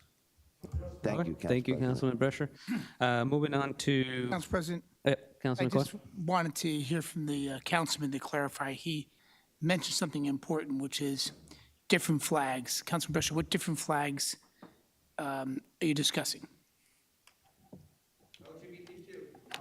Yeah. There you go. Because there's no talking from. No, but that's it. You can so like where we were doing the flag thing, it's just more than that. It's the right. We don't stop people from carrying around a rainbow flag or anything else. We're very open and everything, and this here is because it's arbitrary.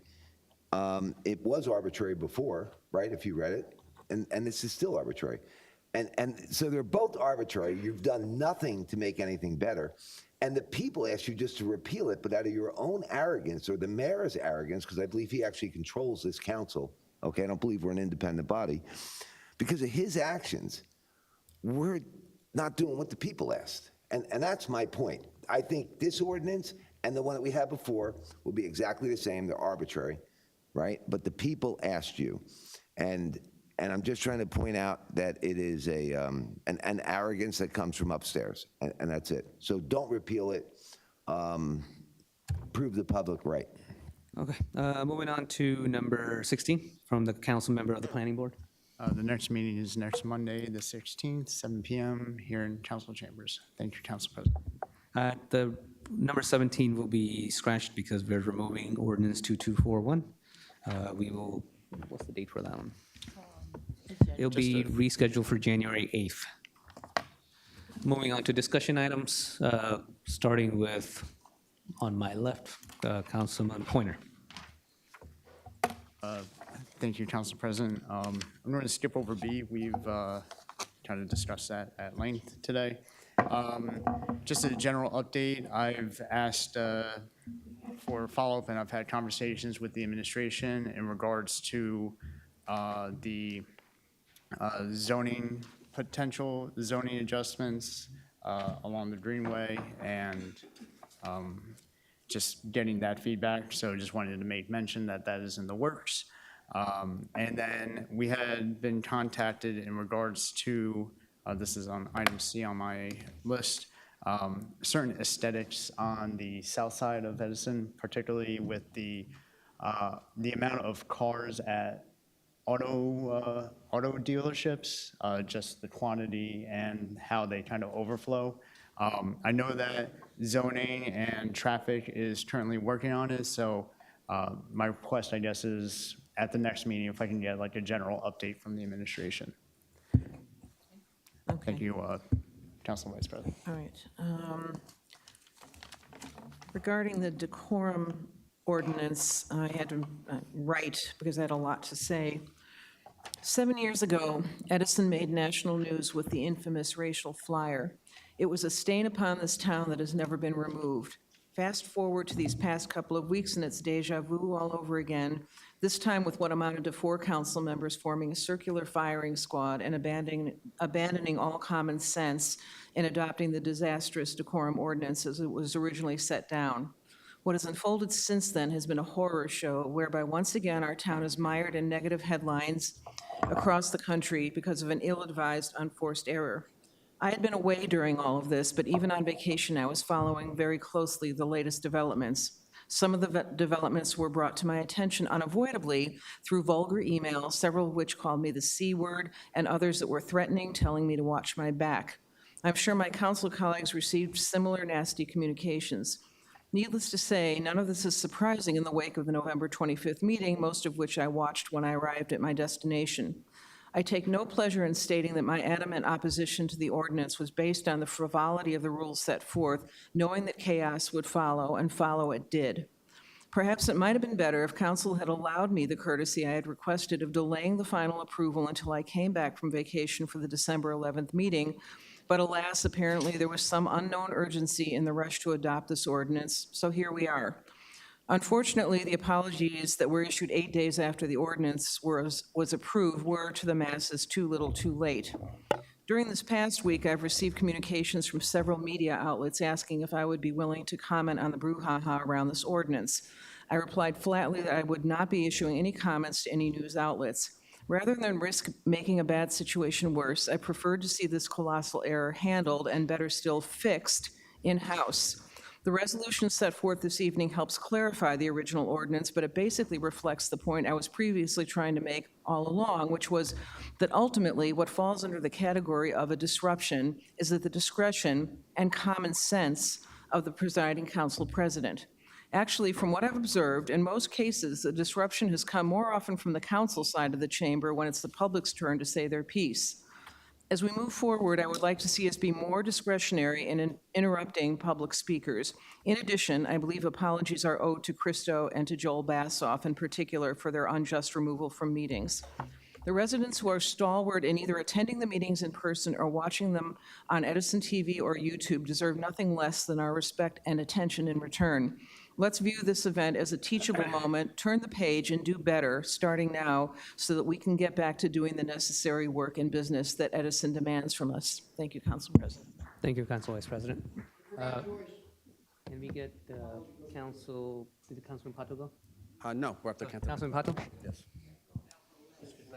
Yeah, we're going this way. Discussion items. Okay, I will not be going through pretty much everything. It's closer to 10 o'clock. I'll start fairly quickly. Glendale status, including the plan. Do we know?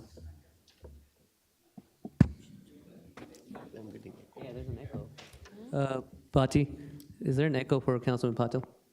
Bati. There's an echo for Councilman Pato. You want to try using Councilman Pointers? Sure. Sonia, any update on the Glendale property? We have no update, Councilman Patil. Okay. Any updates on flooding remediations? I don't see the department head, so I will skip. That's linked to the department heads. But the couple of those that probably if you can answer me the questions. The township website. Anyone tested the website?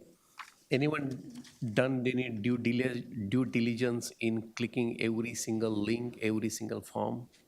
Yes. We spend a lot of money. I'll tell you, we still see some of the PDF files which have Mayor Lanke's name there on some of the forms.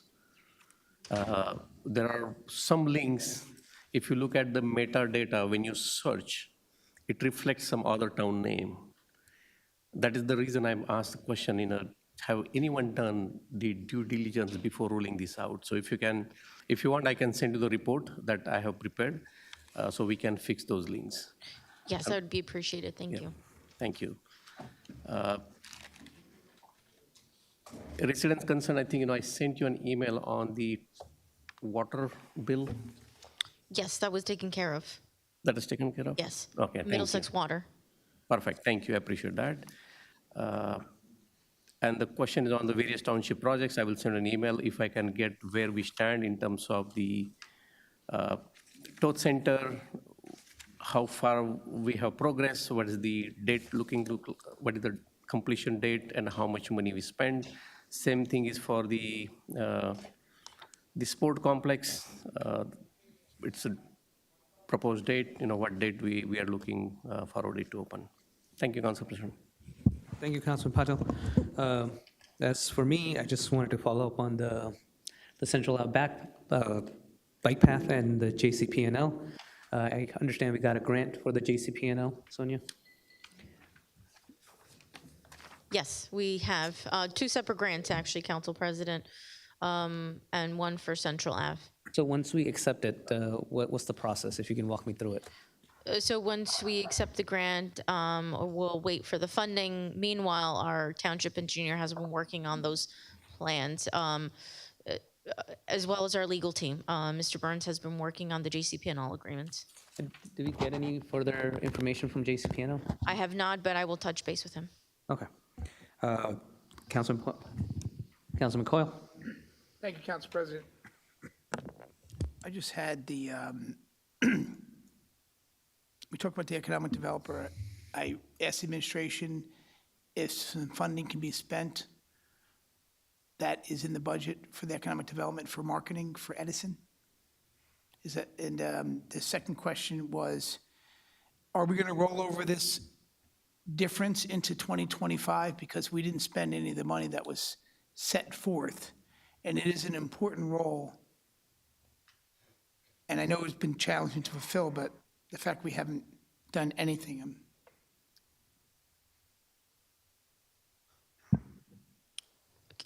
Your question regarding the allocation of funding for next year's position? Yes, we'll take that into consideration. We are discussing the budget right now. Okay, and are we going to roll over the budget from this year into next year as well? Or are we going to use those funds back in the general budget?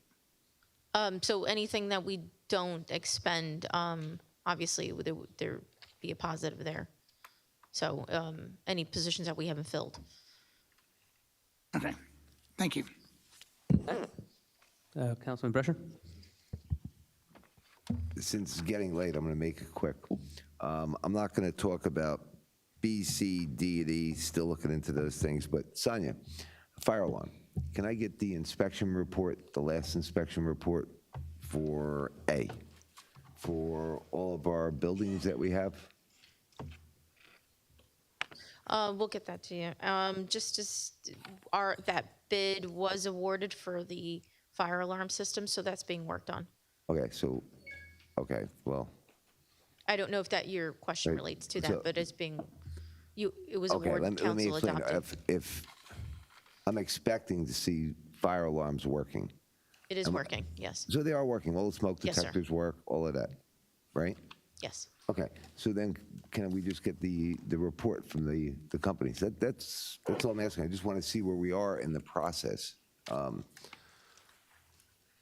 Like our fire department does one, and then they collect it from the different companies because they actually test the system. So if I can just get those reports or the last ones, if you show me a last one from 2 years ago, you know I'm going to be upset, right? But I'm sure you've done one. And that's what I'm looking for. But that would be it, Council President. Thank you, Councilman Brescher. Moving on to adjournment. May I get a motion to adjourn? Motion to adjourn? Do we have to extend the meeting? I think we extended to 11. Oh, good.